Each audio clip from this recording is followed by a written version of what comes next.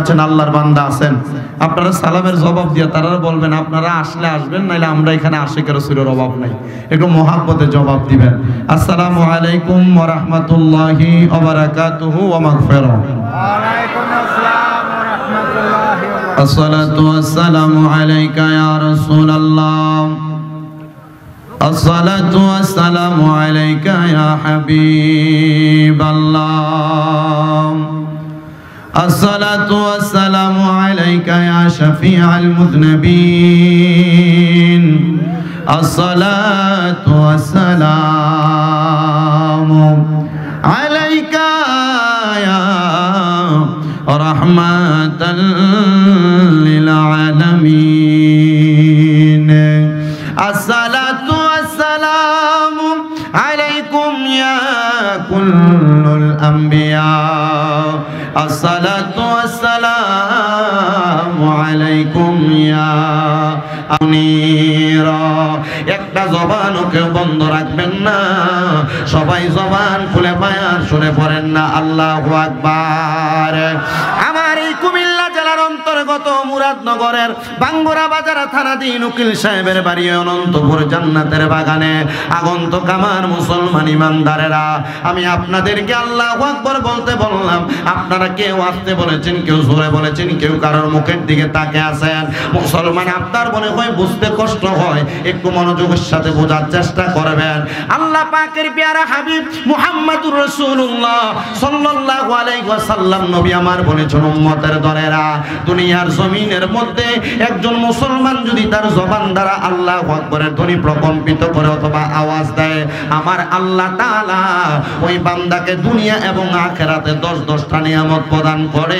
জোরে সোরে পড়ি সুবহানাল্লাহ। সাহাবায়ে কেরাম প্রশ্ন করি, ইয়া রাসূলুল্লাহ, ও মায়ার নবী, আপনার কাছে জানতে চাই, আপনি নবী বলেন না আল্লাহ তাআলা কোন 10টা নিয়ামত প্রদান করে? নবী আমার বলে, 1 নাম্বার, আল্লাহর কোন বান্দা যদি তার জবান দ্বারা আল্লাহর শুকরিয়া আদায় করে, আমার আল্লাহ তাআলা ওই বান্দাটাকে দুনিয়ার জমিনের মধ্যে তার হায়াত বাড়ায়া দেয়। জোরে সোরে পড়ি সুবহানাল্লাহ। 2 নাম্বার, আল্লাহর কোন বান্দা যদি আল্লাহ তাআলার শুকরিয়া আদায় করে, আলহামদুলিল্লাহ বলে, আমার আল্লাহ তাআলা ওই বান্দার হায়াত বৃদ্ধি করার পর আল্লাহ তাআলা ওই বান্দারে কঠিন রোগ থেকে শিফা দান করে, কঠিন অসুস্থতা দূর করে দেয়। 3 নাম্বার, বান্দা যখন আল্লাহ তাআলার শুকরিয়া আদায় করে, আমার আল্লাহ তাআলা বান্দাকে রোগের শিফার পর বান্দার বিপদ থেকে দেয়। 4 নাম্বার, ওই বান্দা যদি আল্লাহ তাআলার শুকরিয়া আদায় করে, আমার আল্লাহ তাআলার ওই বান্দাটাকে আল্লাহ তাআলা দুনিয়া এবং আখিরাতের ধনে ধনী বানায়া দেয়। আর 5 নাম্বার, ওই বান্দা যদি আল্লাহ তাআলার শুকরিয়া আদায় করে, আল্লাহ তাআলা ওই বান্দাটারে ঈমানের সাথে মরণ দান করে দেয়। আর 6 নাম্বার, আল্লাহর বান্দা যদি আল্লাহ তাআলার শুকরিয়া আদায় করে, দুনিয়ার মানুষকে কবরে রাখার পর আমরা দেখতে পাই 3.5 হাত মাটির ঘরের মধ্যে, মাটির মধ্যে সাদা কাফন পরে শোয়া দেওয়া হয়। কিন্তু আল্লাহর হাবিব মুহাম্মদুর রাসূলুল্লাহ সাল্লাল্লাহু আলাইহি ওয়াসাল্লাম নবী আমার বলে, উম্মতের দলেরা, দুনিয়াতে যেই উম্মতেরা আল্লাহ তাআলার শুকরিয়া আদায় করবে, দুনিয়ার মানুষ দেখবেন ওই মানুষটাকে 3.5 হাত মাটির কবরের মধ্যে শোয়া দেওয়া হয়েছে, কিন্তু না না না, যদি বান্দাটা আল্লাহ তাআলার শুকরিয়া আদায়কারী বান্দা হয়, আমার আল্লাহ তাআলা ওই বান্দাদেরকে রহমতের বিছানা তার কবরের মধ্যে বিছিয়ে দিবে। জোরে পড়ি সুবহানাল্লাহ। নবী আমার বলে, উম্মত শুধু তাই নয় রে উম্মত, আল্লাহর কোন বান্দা যদি আল্লাহ তাআলার শুকরিয়া আদায় করে, আমার আল্লাহ তাআলার ওই বান্দা কবরে যাওয়ার পর তাকে যখন 3টা সওয়ালের জবাব করা হবে, মান রব্বুকা ওয়া মান দীনুকা ওয়া মান নাবিয়ুকা, বান্দা আল্লাহর প্রশংসাকারী বান্দা হইলে বান্দা কবরে যাওয়ার পর সওয়ালের জবাব দেওয়া লাগবে না। হুজুর কারণটা কি কেন লাগবে না? কারণ বান্দা দুনিয়াতে আল্লাহর প্রশংসা করার কারণে বান্দার চেহারার মধ্যে এমন একটা নূরের তাজাল্লি দেখা যাবে, আমার আল্লাহ তাআলার ফেরেশতারা বলবে, এই বান্দার চেহারায় বলে দিচ্ছে বান্দা ইমানদার, যাও যাও যাও বান্দার সামনের দিকে অগ্রসর হও, বান্দাকে সামনে দেওয়া হবে। এবার আসেন 8 নাম্বার, আল্লাহর বান্দা যদি আল্লাহ তাআলার শুকরিয়া আদায় করে, আল্লাহ তাআলার প্রশংসা করে, ওই বান্দা কবরে যাওয়ার পর ওই কবরের মধ্যে ফুলসেরাত নামক একটা জায়গা থাকবে, যে ফুলসেরাতটা একবারে তীরে একবারে হীরার চাইতে বড় মারাত্মক ধারালো হবে, তরবারির চাইতে মারাত্মক ধারালো বাড়ানো হবে, একটা চুলের চাইতে আরো চিকন হবে। বান্দা যখন আল্লাহ তাআলার শুকরিয়া করে কবরে যাবে, বান্দার চোখের পলকে ওই রাস্তাটা ফুলসিরাতটা পার হয়ে যাবে। 9 নাম্বার, ওই বান্দা যখন সেই জায়গা পার হয়ে যাবে, হাসরের ময়দানে উপস্থিত হয়ে যাবে। হাসরের ময়দানে উপস্থিত হওয়ার সাথে সাথে বান্দা তাকায় দেখবে অনেক মানুষ গামের সাগরের মধ্যে সাঁতার কাটতেছে। গাম থাকবে মানুষের গলা বরাবর, গাম থাকবে মানুষের বুক বরাবর, নাভি বরাবর, মানুষ ঘামের মধ্যে চলাফেরা করতেছে। কিন্তু আল্লাহর হাবিব বলে, বান্দা যদি আল্লাহ তাআলার শুকরিয়া করে কবরে আসে, তাহলে ওই বান্দাকে লেওয়ায়ে হামদের পতাকার নিচে জায়গা দেওয়া হবে। কিসের পতাকা? তোমরা দুইজন নিচে যাও, যাও নিচে বসো। কিসের পতাকা? লেওয়ায়ে হামদের পতাকার নিচে জায়গা করে দেওয়া হবে। লেওয়ায়ে হামদের পতাকা কি? হাসরের ময়দানে মানুষ এত কষ্ট অনুভব করবে যে মাথার উপরে 1 বিঘা, কেউ কেউ বলেছেন 4 আঙ্গুল উপরে সূর্য থাকবে, মানুষের বড় কষ্ট হবে সেই সূর্যের তাপ গ্রহণ করতে। কিন্তু রাসূল পাক সাল্লাল্লাহু আলাইহি সাল্লাম বলছেন, ওই মানুষগুলা ঘামের সাগরে সাঁতার কাটবে, ঘাম তাদের হাঁটু পরিমাণ, কারোর বুক পরিমাণ, কারোর নাভি পরিমাণ, কেউ সাঁতার তো কাটবে। ওই লেওয়ায়ে হামদের পতাকার নিচে যারা থাকবে, সূর্যের তাপ তাদের মাথায় লাগবে না, আর এই পানি তাদের, এই ঘাম তাদের শরীরের সাথে অ্যাডজাস্ট হবে না, লাগবে না। কেন ইয়া রাসূলুল্লাহ? বলে লেওয়ায়ে হামদের পতাকাটা বড় প্রশংসার পতাকা, এটার নিচে যারা জায়গা পাবে তারা ভাগ্যবান। আপনারা আস্তে আস্তে সুবহানাল্লাহ বলছেন। আমি যখন মাহফিলে এসে ঢুকছি, আমি মাহফিলের প্যান্ডেলটা দেখে আমার মন খারাপ হয়ে গেছে। কেন জানেন? রাত্র 10:15 বাজে গেছে, এত সুন্দর একটা জান্নাতের বাগান, আপনাদের মাহফিলে মানুষ নাই। কিন্তু আলহামদুলিল্লাহ আমি দেখলাম আপনারা যেভাবে আইসা বসছেন, আমার কাছে খুব ভালো লাগছে। আপনাদের আওয়াজ আল্লাহু আকবার এটা বাড়ানোর জন্য কিন্তু আমি একটা হাদিস লম্বা বলতেছি, শুধু একটু মনোযোগ দিয়ে শুনবেন আর বসবেন, আমার কথাগুলো শোনার চেষ্টা করবেন। যে কথাগুলোর উপর আমল করার কথা এগুলোর উপর আমল করবেন, যে কথাগুলো বর্জন করার কথা বর্জন করবেন। আল্লাহ তাআলা আমাকে বলার, আপনাদেরকে শোনার তৌফিক দান করুন। পড়েন আল্লাহুম্মা আমিন। একটু মুহাব্বতের আওয়াজে পড়েন আল্লাহুম্মা আমিন। ওই লেওয়ায়ে হামদের পতাকার নিচে আমরা জায়গা পাইতে চাই কি চাই না? আসতে বলছে, বলেন না, জায়গা পাইতে চাই কি চাই না? লেওয়ায়ে হামদের পতাকার নিচে জায়গা দেওয়া হবে, এটা 9 নাম্বার পুরস্কার।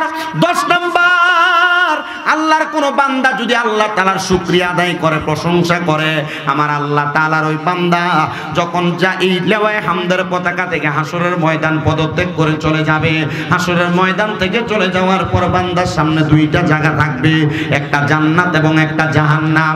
আমরা নামাজ পড়ি জান্নাত পাওয়ার জন্য, আমরা রোজা রাখি জান্নাত পাওয়ার জন্য, মাহফিলে বসেছি জান্নাত পাওয়ার জন্য। নবী আমার বলে, উম্মত শোনো, ওই সময় 2টা দরজা থাকবে, একটা জান্নাত এবং আরেকটা জাহান্নাম। তখন বান্দা যদি আল্লাহ তাআলার শুকরিয়া আদায়কারী বান্দা হয়, জান্নাতের ফেরেশতারা আহলান ওয়া সাহালান মারহাবান মারহাবান বলে বান্দাকে জান্নাতের দিকে স্বাগতম জানাবে। জোরে পড়ি সুবহানাল্লাহ। এই জন্য আসেন আমার অনন্তপুরের বাবারা, আশেপাশে এলাকা থেকে আগন্তুক মুসল্লিনে কেরামেরা, আমি আপনাদেরকে আল্লাহু আকবার বলতে বলেছি, আপনারা আসতে বলেছেন। যদি আল্লাহর দেওয়া জবান দিয়ে আল্লাহ শুকরিয়া আদায় করতে চান, তাহলে ডান হাত তুলে জোরে ডাক দেন আল্লাহ। মুহাব্বতের আওয়াজে 2 হাত তুলে পড়ি ইয়া রাসূলুল্লাহ, উচ্চ কণ্ঠে পড়ি ইয়া ওলি আল্লাহ। ফি শান হাবিবিহি ওয়া মাহবুবিহি ওয়া মা'শুকিহি মুখবিরান ওয়া আমিরা, ইন্নাল্লাহা ওয়া মালাইকাতাহু ইউসাল্লুনা আলান নাবিয়্যি ইয়া আইয়ুহাল্লাযীনা আমানু সাল্লু আলাইহি ওয়া সাল্লিমু তাসলিমা। আল্লাহুম্মা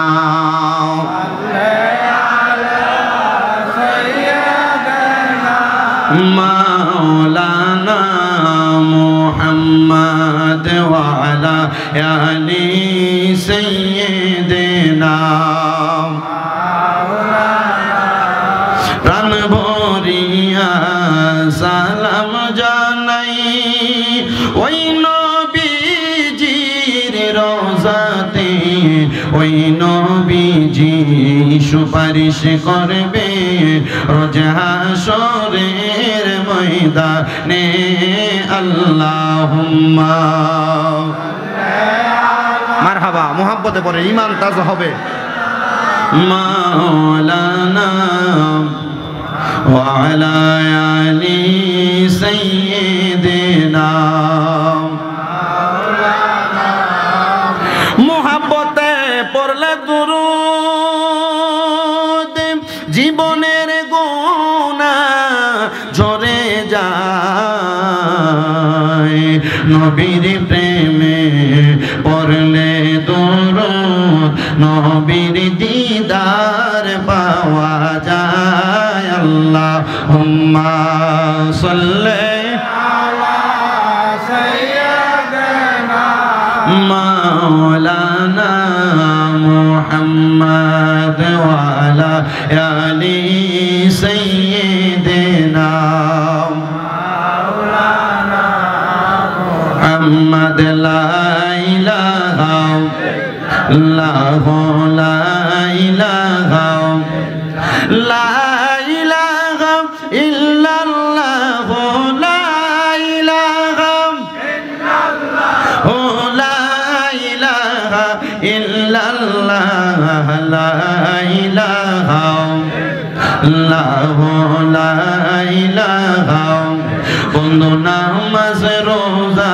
সাইরো না কেহ মা বাবার খেদমত সাইরো না আমার নবীর দরুদ বইল না পড়েন নবীর দরুদ বইল না আমার নবীও তোমায় ভুলবে না লা ইলাহা ইল্লাল্লাহু লা ইলাহা আইরে অনেক দূরে মদিনা আমরা মদিনার রাস্তা চিনি না আমরার মুর্শিদ জানে ঠিকানা বলেন মুর্শিদ জানে আমরা কোন পথে করব রওয়ানা লা ইলাহা ইল্লাল্লাহু লা ইলাহা ইল্লাল্লাহু লা ইলাহা আইরে নামাজ রোজা চাইরো না কেহ মা বাবার খেদমত চাইরো না আমার নবীর দরুদ বইল না পড়েন নবীর দরুদ বইল না আমার নবীজি তোমায় ভুলবে না লা ইলাহা ইল্লাল্লাহু লা ইলাহা লা ইলাহা ইল্লাল্লাহু মুহাম্মাদুর রাসূলুল্লাহ সাল্লাল্লাহু আলাইহি ওয়াসাল্লাম মুসলমান ইমানদার ও অনন্তপুর এলাকার ভাই বাবারা বন্ধুরা আজকে যেহেতু ঈদের দ্বিতীয় দিনে জান্নাতের বাগানে আপনারা বসে গেলেন দুনিয়ার কর্মব্যস্ততা ত্যাগ করে আমি জানি না কে কোন আশা নিয়ে জান্নাতের বাগানে বসেছেন তবে আমাদের মনের মধ্যে একটাই আশা আমরা দুনিয়ার জমিন থেকে জীবনের গুনাহগুলা মাফ করে কবরে যাব কথা কোন না ঠিক কিনা আমরা জীবনে এত গুনাহ করেছি রে আমাদের গুনার খবর মা জানে না বাবা জানে না বন্ধু বান্ধব আত্মীয় স্বজন কেউ জানে না পুরো রমজান মাস আমরা যদিও গুনাহ থেকে বিরত থাকার চেষ্টা করেছি সোনার বাংলাদেশে এক ঈদের দিনে যেই পরিমাণ গুনার কর্মকাণ্ড হয় সারা পৃথিবীতে এত গুনার কর্মকাণ্ড হয় কিনা আমার বুঝে আসে না ও মুসলমান আমরা তো জীবনে অনেক গুনাহ করলাম আমরা গুনাহ করতে করতে আমাদের কলবটা একবারে সাঁচরা হয়ে গেছে অন্ধকার হয়ে গেছে হায়রে আমার আল্লাহ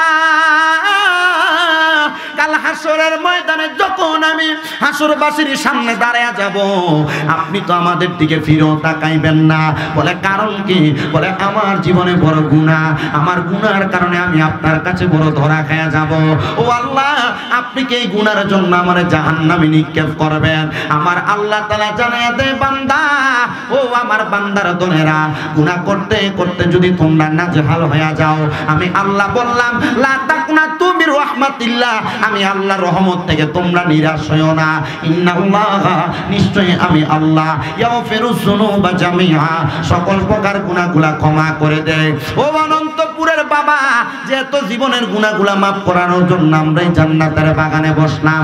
তরিকতের পাশে একটা সবক আছে, মানুষ যখন গুনাহ করে মানুষের বাম স্তনের 2 আঙ্গুল নিচের সাথে একটা গোশতের টুকরা যেটার নাম বলা হয় লতিফায়ে কলব, ওই লতিফায়ে কলবের মধ্যে একটা একটা করে কালো কালো দাগ পড়ে যায়। ওই গুনার কারণে আমরা আল্লাহ তাআলার কাছে মুখ দেখাইতে পারবো না, আমাদের অনেক গুনাহ। আল্লাহ যেন আমাদের জীবনের গুনাহগুলো মাফ করে দেয়, সেই জন্য আমরা বেশি বেশি আল্লাহকে স্মরণ করব। সাহাবায়ে কেরাম বলে ইয়া রাসূলুল্লাহ, নবী গো, ও দয়ার নবী, মায়ার নবী, যে আপনার কাছে জানতে চাই এত গুনাহ করার কারণে আপনার উম্মতের আমার আল্লাহ তাআলা মাফ করবনি? আমার নবী কইলি কুল্লি শাইইন সাকালা, প্রত্যেকটা বস্তুকে পরিষ্কার করার একটা মাধ্যম আছে। ও মায়ার নবী, আপনার উম্মত যে এত গুনাহ করে গো, উম্মতের কলবের ময়লাগুলা কেমনে পরিষ্কার করব? কয় বসি কলাতিল কুলুবি যিকরিল্লাহ, উম্মতের কলবের ময়লাগুলা পরিষ্কার করার মাধ্যম হলো আল্লাহ তাআলার জিকির। যখন আল্লাহ তাআলার জিকিরের মাধ্যমে সে তার কলবের মধ্যে ধাক্কা দেয়, আমার আল্লাহ তাআলা তার জীবনের গুনাহ মাফ করে দেয়। বাবাজিরা, চক্ষুটা বন্ধ করে দিয়ে পর্দার অন্তরালের মা বোনেরা, দুনিয়ার কর্মব্যস্ততা দূর করে দিয়ে মুহাব্বতে একটু আল্লাহ তাআলার ইসমে জাতের জিকির করেন। আল্লাহ আল্লাহ আল্লাহ। ইকুটা বন্ধ করে দেন, ইকু বন্ধ করেন, লোক নাই।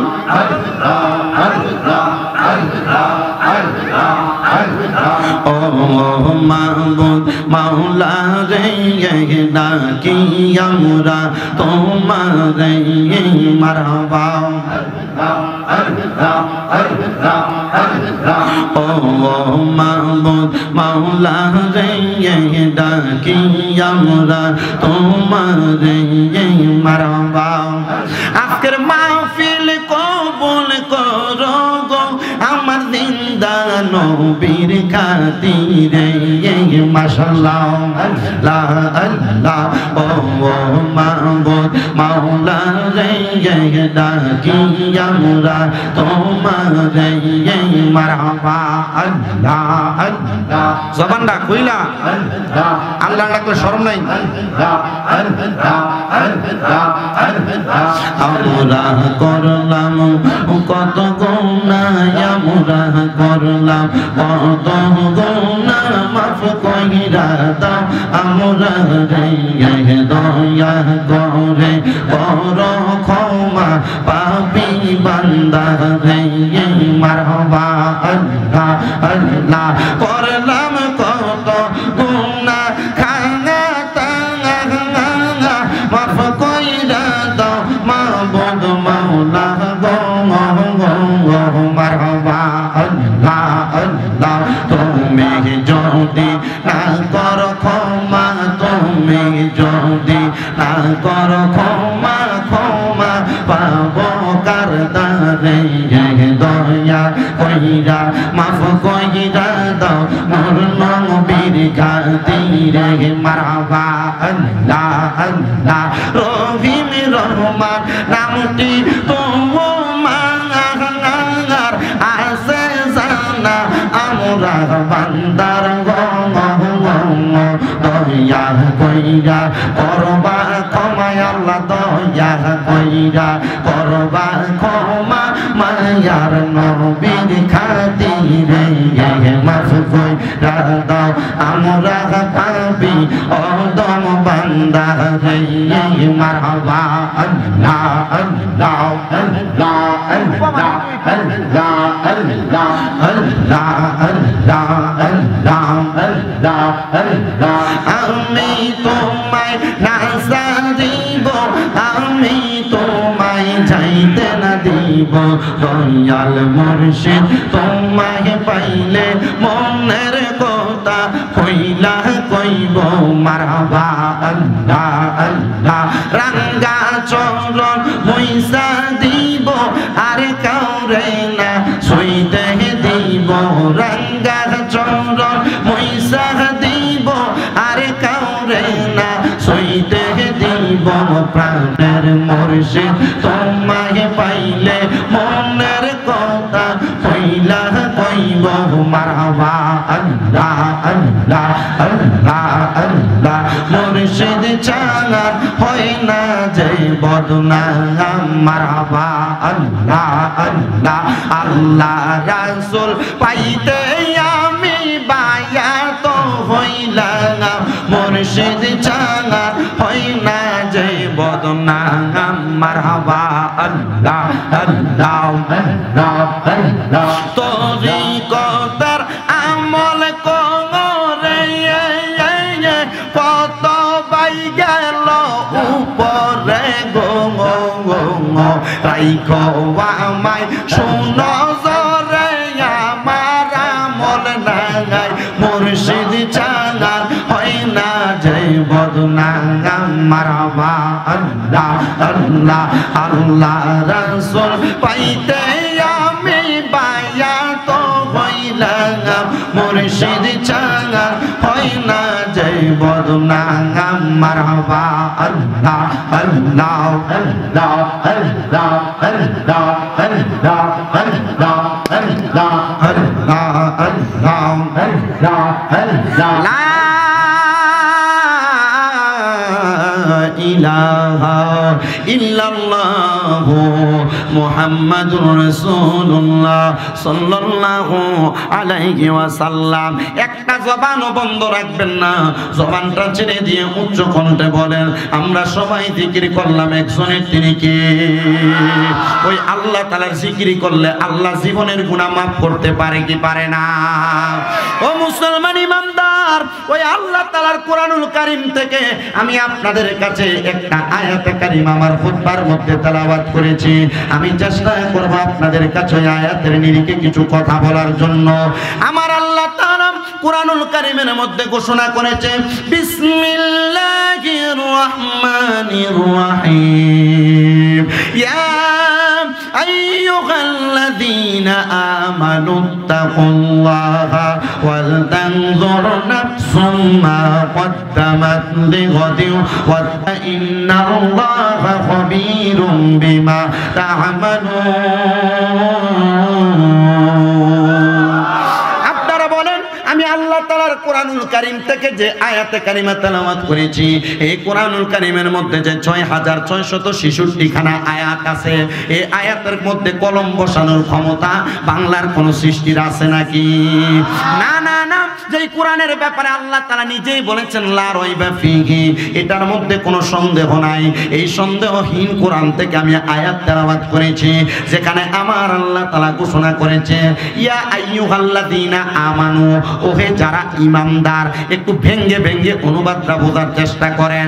আল্লাহ বললেন ইয়া আইয়ুহাল্লাযীনা আমানু, ওহে যারা ঈমানদার, ইত্তাকুল্লাহ, তোমরা আল্লাহকে ভয় করো। আমি জানতে চাই মুসলমান, আল্লাহ যেহেতু নিজেই বললেন আল্লাহকে ভয় করার জন্য, আমাদের সবার আল্লাহকে ভয় করার দরকার আছে না নাই? এবার আল্লাহ বললেন ওয়াল তানজুর, তোমাদের প্রত্যেকের তাকানো উচিত নাফসুম্মা কদ্দামাত লিগাদ, তোমাদের পূর্ববর্তীদের দিকে, তোমাদের আগ্নে তারা কি প্রেরণ করেছে। ওয়াত্তাকুল্লাহা, তোমরা আবার আল্লাহকে ভয় করো। কেন গো? ইন্নাল্লাহা, নিশ্চয় আল্লাহ, খবীরুম বিমা তা'মালুন, তোমাদের অন্তরের সকল খবর সম্পর্কে অবহিত। আমাদের পূর্বে কত মানুষ ছিল রে, আদম থেকে ঈসা নবী পর্যন্ত, ভালো মানুষ ছিল, খারাপ মানুষ ছিল। আমি জানতে চাই ভালো মানুষগুলার প্রতিদান তো আল্লাহ ভালো প্রদান করবে, খারাপ মানুষদের প্রতিদান তো আমার আল্লাহ তাআলা খারাপ প্রদান করবে। বলে হুজুর আমার আল্লাহ তাআলা ভালো মানুষের কি প্রতিদান দিবে আর খারাপ মানুষের কি প্রতিদান দিবে? এই অনন্তপুর এলাকার মধ্যে সব মানুষ যে ভালো এটার গ্যারান্টি কেউ দিতে পারবে না। সোনার বাংলাদেশের সব মানুষ যে ভালো এটার গ্যারান্টি কেউ দিতে পারবে না। বলে হুজুর কেন গো, কেন দিতে পারবে না? কারণ এমন অনেক মানুষ সমাজে বসবাস করে, 5 ওয়াক্ত নামাজ পড়ে, পাঞ্জাবি লাগায়, টুপি লাগায়, মুখে দাড়ি লাগায়, আবার সুদের টাকাও খায়। আপনারা কোন এমন মানুষ সোনার বাংলায় আছে না নাই? এমন মানুষ সমাজে বসবাস করে রে। ভাই মারা যাওয়ার পরে ভাই ভাতিজার জমিও দখল করে খায়। এমন অনেক মানুষ আছে, মানুষের সাথে মিথ্যা তহমত দিয়ে খাবার খায়, মানুষের কাছ থেকে প্রতারণা করে টাকা খায়। আমি আপনাদের সবার কাছে সেই বিষয়গুলা বয়ান করার চেষ্টা করব, একটু মনোযোগ দিবেন। আল্লাহ তাআলা এই কোরআনুল কারীমের মধ্যে আবার আরেক জায়গার মধ্যে বলতেছেন বিসমিল্লাহির রহমানির রহিম ইন্নাল্লাযীনা কাফারু মিন আহলি আহলিল কিতাবি ওয়াল মুশরিকিনা ফি নারি জাহান্নাম খালিদিনা ফিহা। আমার আল্লাহ কয় তিন শ্রেণীর মানুষ জাহান্নামের অতল গহ্বরে থাকবে রে ইয়া রাসূলুল্লাহ। কোন তিন শ্রেণীর মানুষ থাকবে? বলে এক নাম্বার যারা কুফরি করে। ও মুসলমান, কুফরি কোনটাকে বলে একটু জানার চেষ্টা করবেন। কুফরি হলো আল্লাহর কোরআন যা আদেশ করে তা না মানা। কুফরি হলো আল্লাহর কোরআন যা আদেশ করে, যা নিষেধ করে তা অমান্য করে নিষিদ্ধ কাজটা করা, এটাকে কুফরি বলা হয়। আল্লাহ তাআলা যেই যেই কাজগুলা করতে আদেশ করেছেন তা অমান্য করাকে কুফরি বলে। আল্লাহ তাআলা ছাড়া অন্য কাউকে সেজদা করাকে কুফরি বলে। আল্লাহ তাআলা ছাড়া অন্য কারোর কাছে মস্তক অবনত করাকে কুফরি বলে, শিরিক বলে। ও মুসলমান, আল্লাহ বলে নিশ্চয়ই যারা কুফরি করে এবং আহলে কিতাবের অন্তর্ভুক্ত এবং মুশরিক যারা শিরিক করে, ওই ব্যক্তিগুলোর জন্য আল্লাহ তাআলা বড় হুঁশিয়ারি দিয়েছেন, তারা জাহান্নামের অতল গহ্বরের মধ্যে থাকবে। ও রব্বুল আলামিন, আল্লাহ অতল গহ্বরে থাকবে বুঝতে পারলাম। আমাদের সমাজে তো বিভিন্ন খারাপ মানুষ, বাজে মানুষ, সব রকমের মানুষ আছে। আমরা নামাজ পড়ি না, রোজা রাখি না, দুনিয়ার ইবাদতের কোনো জায়গার মধ্যে আমরা নাই। আল্লাহ আপনি বলেন না, তাহলে আমরা বাঁচবো কেমনে? বলে বাঁচবে তো ওই মানুষরা, ইন্নাল্লাযীনা আমানু, নিশ্চয় যাহারা ঈমান আনে, ওয়া আমিলুস সলিহাত, নেক আমল করে, উলাইকা হুম খায়রুল বারিয়া, এরা হইল সবচাইতে ভালো মানুষের অন্তর্ভুক্ত। আল্লাহ ভালো মানুষকে ভালো থাকতে দেয় না। আছে না এমন? দেখবেন সমাজে লোকটা বালা, এটারই দেখেন কোনোভাবে বিপদে ফালানো যায় কিনা এমন চক্রান্ত চলে। আছে এগুলা চলে সময়। এখন একটু বেশি, আবার একটু মোটামুটি আগে হয়েছে, এখন হইতেছে, ভবিষ্যতে হবে। তো এই মানুষগুলার খাসিয়ত খারাপ। কি খারাপ? এদের তকদির খারাপ, নসিব খারাপ। মনে রাখবেন, আপনি আপনার মতো কাজ করেন, আপনার জবাব আপনি দিবেন। কিন্তু আপনি যখন অন্য জনের ক্ষতি করার চেষ্টা করবেন, আপনি নিজে ক্ষতিগ্রস্ত, দুনিয়াতে হবেন, আখিরাতে হবেন। আপনার ভালো ভালো যেই দিকগুলো আছে, এই দিকগুলো নষ্ট হবে আপনি অপরের ক্ষতি করার কারণে। মা বোন কি শুনতেছে? প্রত্যেকটা আছে। মা বোনদেরকে বিশেষ করে বলছি, এই স্বভাব যদি মহিলাদের থাকে, যদি আপনি আপনার নিজের একজনের কথা আপনার কাছে শুনেছেন, যেটা মহিলাদের স্বভাব, রাসূল বলেছেন, আমি দেখেছি যখন আমি মেরাজে গিয়েছি, মেরাজে যাওয়ার পর অনেক মহিলাদের কানকে গরম সীসাকে ঢালাই করে মহিলাদেরকে কানের মধ্যে দিয়ে দেওয়া হচ্ছে। ইয়া রাসূলুল্লাহ, কেন? মহিলাদের এই স্বভাবের কারণে। কোন স্বভাব? বলে একজন মহিলা আরেকজন মহিলা থেকে তার যেই কোনো কথা শোনার পর এই কথা সে অন্য জনের কাছে প্রচার করেছে। আমাদের সমাজে এমন মানুষ আছে না? মনে করেন যে কোনো মানুষের গোপন কথা শুনছে চা দোকানে, এটা সে কখন কইব, এর পেটের ভিতরে এটা শুধু ফিডাফিডি করে। কি আপনার কথা কন না কেন? আছে না এমন? এই ব্যাপারে বড় সাবধান যারা গীবত করেন, যারা একজনের কথা অপরজনকে লাগান, যারা নিজের মুখের কথার মারপেচের মাধ্যমে অন্যকে বিপদে ফালান। আপনারা মনে রাখবেন, এটা গীবত। এটা কি বুঝেন তো? গীবত কি বুঝেন তো? গীবতের ব্যাপারে তিনটা হাদিস বলি। এক নাম্বার, রাসূল বলেছেন, আল গীবাতু আশাদ্দু মিনাজ জিনা। গীবত হচ্ছে জিনার চাইতে নিকৃষ্ট গুনাহ। গীবত জিনার চাইতে নিকৃষ্ট গুনাহ। একটা পুরুষ মানুষ একটা নারীর সাথে অবৈধ সম্পর্ক করলে, অবৈধ মেলামেশা করলে যেই গুনাহ, একজন আরেকজনের নামে গীবত করলে সেই গুনাহ। এবার বলেন, গীবত করা যাবে? আপনি কোনো নারীর সাথে অবৈধ সম্পর্কে লিপ্তই না, কিন্তু একজনের ব্যাপারে বাজে মন্তব্য করার কারণে আপনি গীবতকারীর অন্তর্ভুক্ত। আল গীবাতু আশাদ্দু মিনাল কতল। গীবত হলো কতল করার চাইতে বড় গুনাহ। কতল করার চাইতে বড় গুনাহ কেমন? আপনি একটা ছুরি দ্বারা, তরবারি দ্বারা একজন মানুষকে জবাই করে দিয়েছেন। জবাই করলে যেই গুনাহ, আপনি একজনের নামে আরেকজনের কাছে একটা গীবত, একটা মিথ্যা কথা রটানো, একটা বাজে কথা বলা, একটা মানুষকে জবাই করলে যে গুনার শিকার হতেন, একটা গীবত করার কারণে এমন কতল করার গুনার শিকার হবেন। জোরে পড়েন নাউজুবিল্লাহ। তিন নাম্বার, এই গীবতের যে গুনাহ হচ্ছে সর্বনিকৃষ্ট যে গুনাহ। নবী আমার বলে, কেউ যদি কারোর নামে গীবত করে, এই গীবত করার মাধ্যমে সে যেন তার আম্মা জানের সাথে, মায়ের সাথে ৭০ বার জিনা করে, মেলামেশা করে। আপনি তো আপনার মায়ের সাথে মেলামেশা করবেন না, আপনার স্ত্রীর সঙ্গে যে কাজ আপনি করবেন সেই কাজ আপনি কখনো আপনার মায়ের সাথে করতে যাবেন না। আল্লাহর হাবিব বলেছেন, কেউ যদি একজন আরেকজনের নামে গীবত করে, মন্দ কথা বলে, বাজে কথা বলে, একজনের কথা অন্য জনের কাছে লাগায়, তাহলে তাহলে ওই ব্যক্তির আমলনামার মধ্যে তার মায়ের সাথে জিনা করার পরিমাণ গুনাহ লেখা হবে। ও মুসলমান, শুধু তাই নয়, জিনার ব্যাপারে নবী আমার বলে, এই গীবতের ব্যাপারে নবী আমার বলে, কেউ যদি একজন মানুষের নামে গীবত করে, সেজন্য তার একজন ভাই ইন্তেকাল করার পর তার ভাইয়ের শরীরের মৃত ভাইয়ের শরীরের গোশতগুলা কামড়ায় কামড়ায় খায়। মৃত ভাইয়ের গোশত আপনি কামড়ায় খাইতে পারবেন না, তো কেন আপনি গীবত করেন? গীবত করেন মুসলমান রে। যদি সম্ভব হয় একটা ভালো কথার মাধ্যমে একজনের উপকার করবেন, তবে সাবধান, সতর্ক, একজন মানুষের নামে গীবত করবেন না। একজন মানুষের কোনো গোপন কথা জানলে এই কথাটা প্রচার করবেন না, প্রকাশ করবেন না।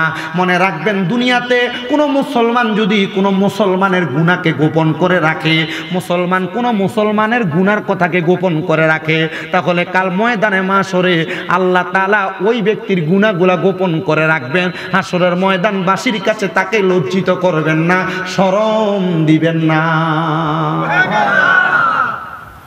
গীবতের কথা বলছিলাম, বলেন কিসের কথা বলছিলাম? করা যাবে না? করবেন? আমাদের সমাজে এটা কম না বেশি? সবচাইতে গীবত হয় চা দোকানে, হয় না? হয় না? সবচাইতে গীবত হয় বাজারে, সবচাইতে গীবত হয় ৩-৪ জন একসাথে যেখানে থাকে। কথা কন না কেন? মা বোনদের কাছে আবদার, ৩-৪ জন একসাথে বসলে গীবত কইরেন না, চা দোকানে বসলে গীবত কইরেন না। আর চা দোকানদার যারা দোকানদারি করে আপনার দোকানে বৈশা এ মজমা জমায় আড্ডা করে আপনি মনে করতেছেন এরা গীবত করছে, এরা গুনাহগার। আপনি মজমা জমায়ে দিচ্ছেন, এরা করার কারণে, আপনি বাধা না দেওয়ার কারণে আপনিও গুনাহগার। আপনার কষ্ট হইতেছে? খাসির গোশত দিয়ে তাবারুক এরা জানেনি না, জানলে এই মনে করেন যে পরে এলেন না, আপনারা মোটামুটি প্রথম থেকে আগে থাকতেন যে বলে হুজুর আমরা কি তাবারুক খন লেগেছি? হ, তাবারুক খন লেগেছি। আমরা আহলে সুন্নাত ওয়াল জামাতের আকীদাওয়ালা। এ তাবারুকে বরকত আছে না নাই? আছে। কথা কয় না, তাবারুকে বরকত আছে না নাই? অসংখ্য বরকত। এই রুসুম উঠা যাইতেছে আস্তে আস্তে, খাওয়ায় না। মনে করবেন যে খাওয়া না, 4 দিন করে না, 40 করে না, এই খাওয়ানি রুসুম যে বাদ দিতেছে, মনে করেন এটি কিফটা। আপনার কথা কন না কি লেগা? এরা কি? এরা কিফটা। আপনি হচ্ছে দেখেন, আগে মানুষ খাওয়াইছে না?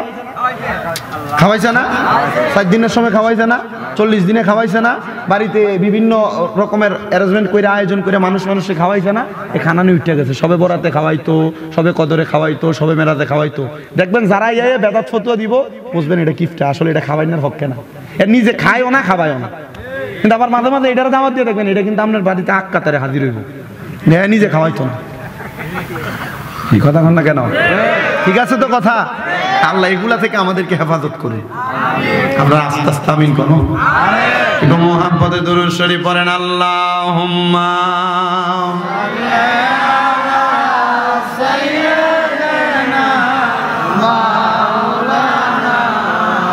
মুহাম্মাদ ওয়া আলা আলি সাইয়্যিদিনা।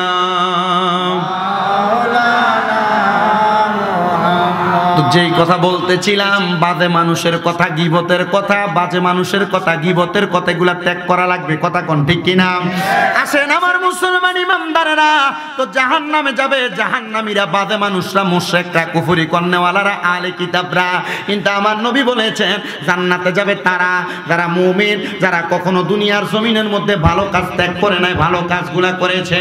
আল্লাহর হাবিব মুহাম্মাদুর রাসূলুল্লাহ সাল্লাল্লাহু আলাইহি ওয়াসাল্লাম নবী আমার ঘোষণা করতেছে, দুনিয়ার মানুষের দলেরা তোমরা এমন ভাবে মানুষকে ভালো কাজের আদেশ করো।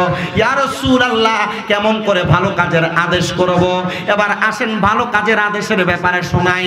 আমাদের সমাজে ভালো কাজের চাইতে খারাপ কাজের আদেশ বেশি দেয়।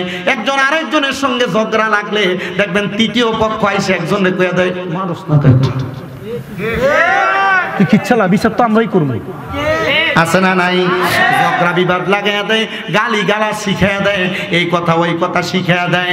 মুসলমান এই ব্যাপারে একটু সতর্ক থাকবেন। একজন আরেকজনকে গালি দিবেন না, বাজে কথা বলবেন না, মন্দ কথা বলবেন না। হুজুর কেন? আল্লাহর হাবিব সাল্লাল্লাহু আলাইহি ওয়াসাল্লাম এই ব্যাপারে বলতেছে, কেউ যদি কাউকে গালি দেয়, মন্দ কথা বলে, তাহলে তার জবানের কাছ থেকে 40 দিনের জন্য অপবিত্রতা তৈরি হয়, তার জবান অপবিত্র থাকে। আব্বাজি কথা কথায় কথায় গালি দেওয়া বন্ধ করো, মন্দ কথা বলা বন্ধ করো, কারোর সঙ্গে বাজে ব্যবহার করা বন্ধ করো। গালি দেওয়ার কারণে তুমি যাকে গালি দিলা, আর যেই ব্যক্তি গালি দেয় না, গালি শ্রবণ করে, তার প্রতি উত্তর করে না, আল্লাহর নবী বলে অসংখ্য ফেরেশতারা গালি শ্রবণ করা ব্যক্তির আমল নামার মধ্যে নেক আমল লিখতে থাকে, আর তার বদ আমলগুলা দিয়া যে ব্যক্তি গালি দিছে তার আমল নামাটা ফুরাইয়া দেয়। জোরে কোন নাউজুবিল্লাহ। আমি গালি দিছি মুকাদ্দেস সাহেব, গালি দেওয়ার কারণে উনি চুপ, গালি দিছে। দেখবেন এমন অনেক ভালো স্বভাবের মানুষ আছে, কেউ গালি দিলে হাসতে হাসতে চলে যায়, আছে না? আবার অনেক মানুষ আছে আরে একটা গালি দিছেন 14টা গালি ফিরিয়ে দেয়, আছে না? সাবধান। আমি দেখতেছি তো আপনারা অনেকে অনেকের দিকে চাইতেছেন, মাহফিলের ফ্যান্ডেলও আছে অনেকে।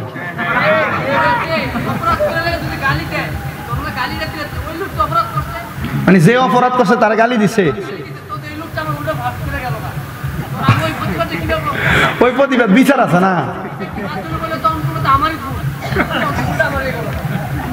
বুঝছি না। আবার মনে করেন আমি অপরাধ করলাম, আপনি আমার গালি দিচ্ছেন, আচ্ছা হ্যাঁ, অপরাধের বিচার হইব আগে। মাশাআল্লাহ, সুন্দর না? এটা কি বুঝের প্রশ্ন না? আপনি অপরাধ করছেন বিজয় তো গালাগালি দেয়, আর এখনকার সমাজ যে একটা অবস্থা হয়েছে, গালি না দিলে ধরে না, ঠিক না? গালি না দিলে ধরে না। আবার এখন আবার জেনারেশন আরেকটা তৈরি হইতেছে, গালি দিচ্ছেন তো ফিরে উল্টে আমরা লইয়া পড়বো, কথা কন না কা? এটাও ঠিক আছে, তাহলে গালি দিয়েন না, তো লইয়া পড়বো। এ অপরাধ করছে, এর অপরাধের বিচার আছে, কথা কয় না কেন? অপরাধের বিচার আছে না নাই? মাশাআল্লাহ, আমরা ঠিকের বেলা একবারে মিয়া মিয়া।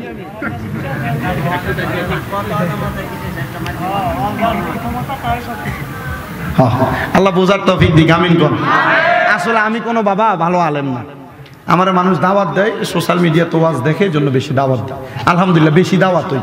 ঈদের পরে কয়জন বক্তা মাহফিল করে? মোটামুটি মিল্লা দিল্লা আমরা কয়েকজনে আছি, আমরা ঈদের পরে মাহফিল। আমার কালকে থেকে, এই আজকে থেকে যে শুরু হয়েছে, টানা মাহফিল চলবে।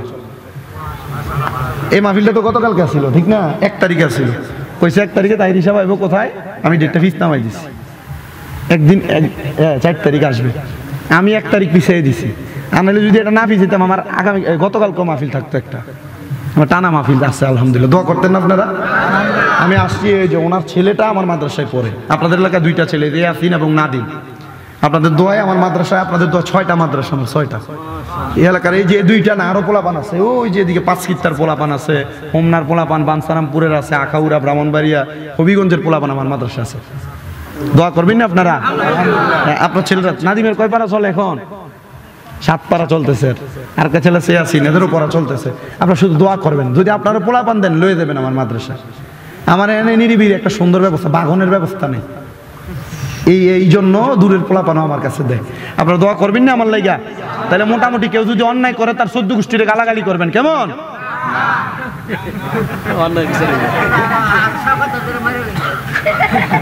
গালাগালি করা যাবে? মা বোনেরা এটা শুনেন গো, আপনারা যে ঝগড়া করেন, আপনার গালি এবার যে তিনি জিকয়ে লয়ে পড়েন, 3 বারই শোনা যায়, সাবধানে ব্যাপারে আসেন। এটার ব্যাপারে নবীজি কি বলতেছেন?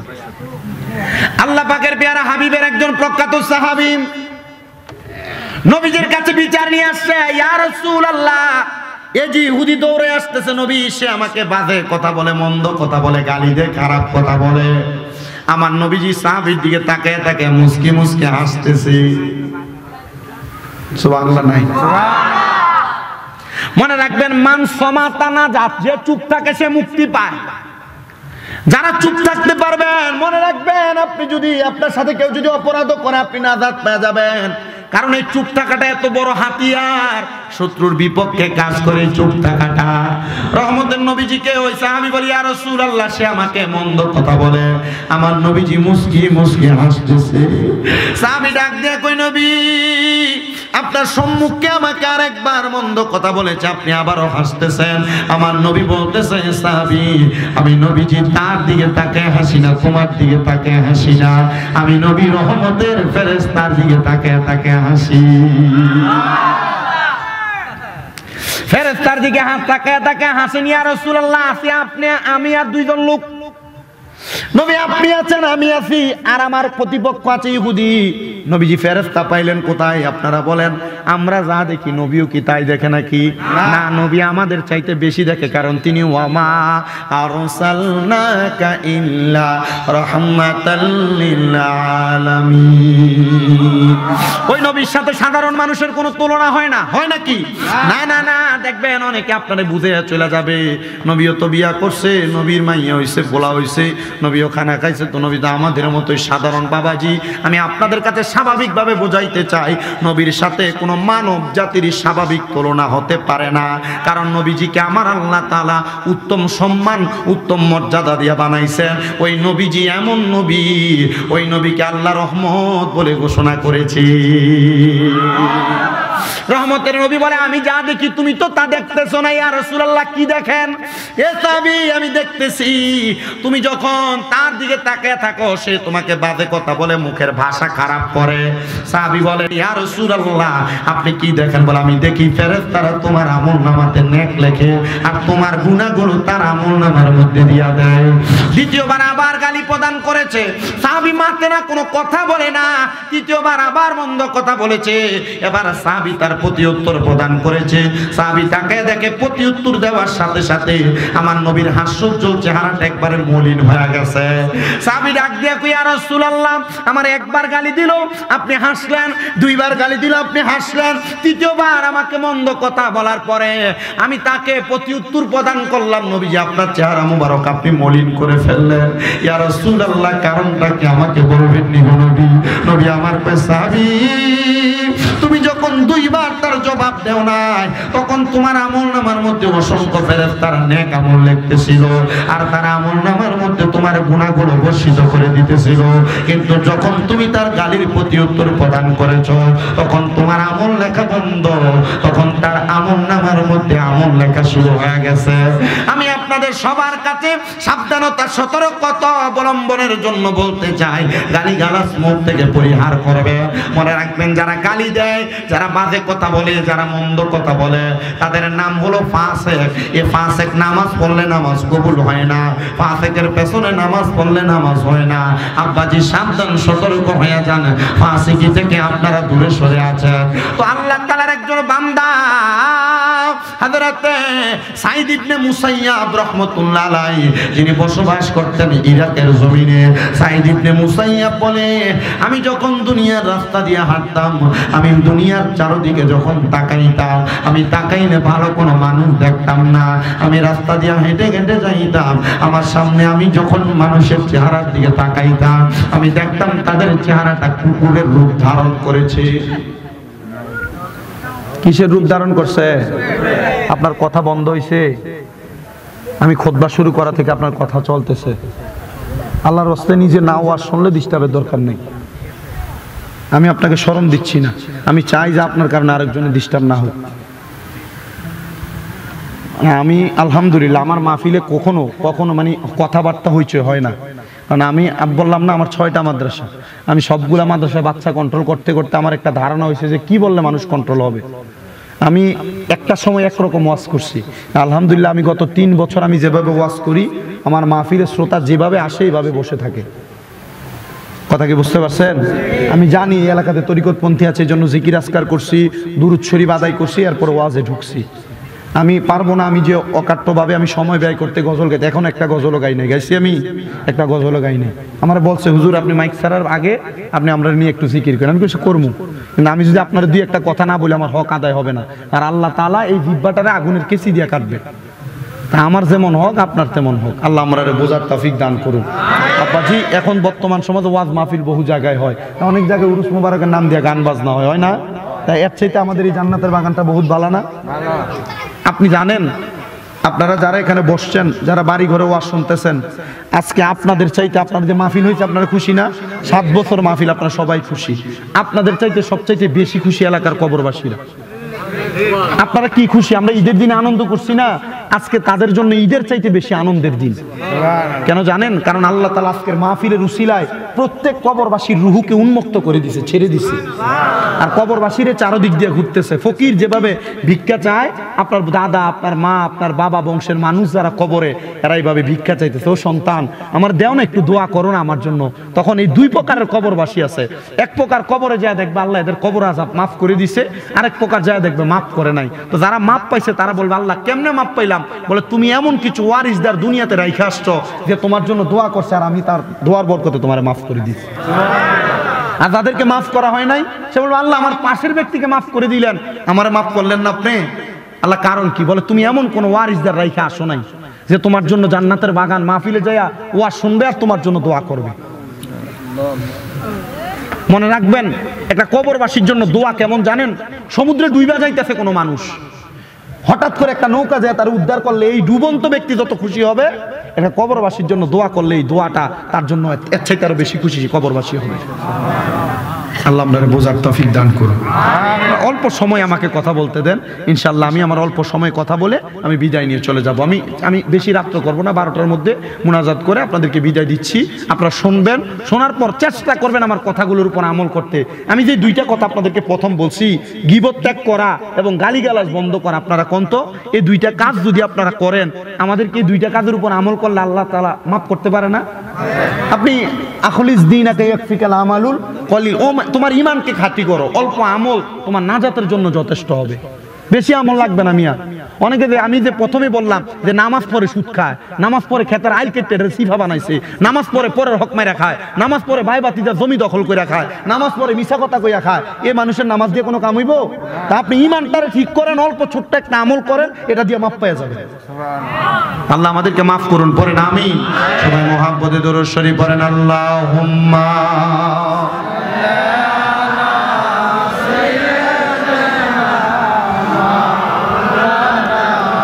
মুহাম্মাদ ওয়া আলা আলি সাইয়্যিদিনা। ওরে মরণ আমার হয় গো যদি না দেখে মদিনা, সে মরণে শান্তি পাব না গো, সেই মরণে শান্তি পাব না। বলেন মরণ আমার হয় গো যদি না দেখে মদিনা, সেই মরণে শান্তি পাব না গো, সেই মরণে।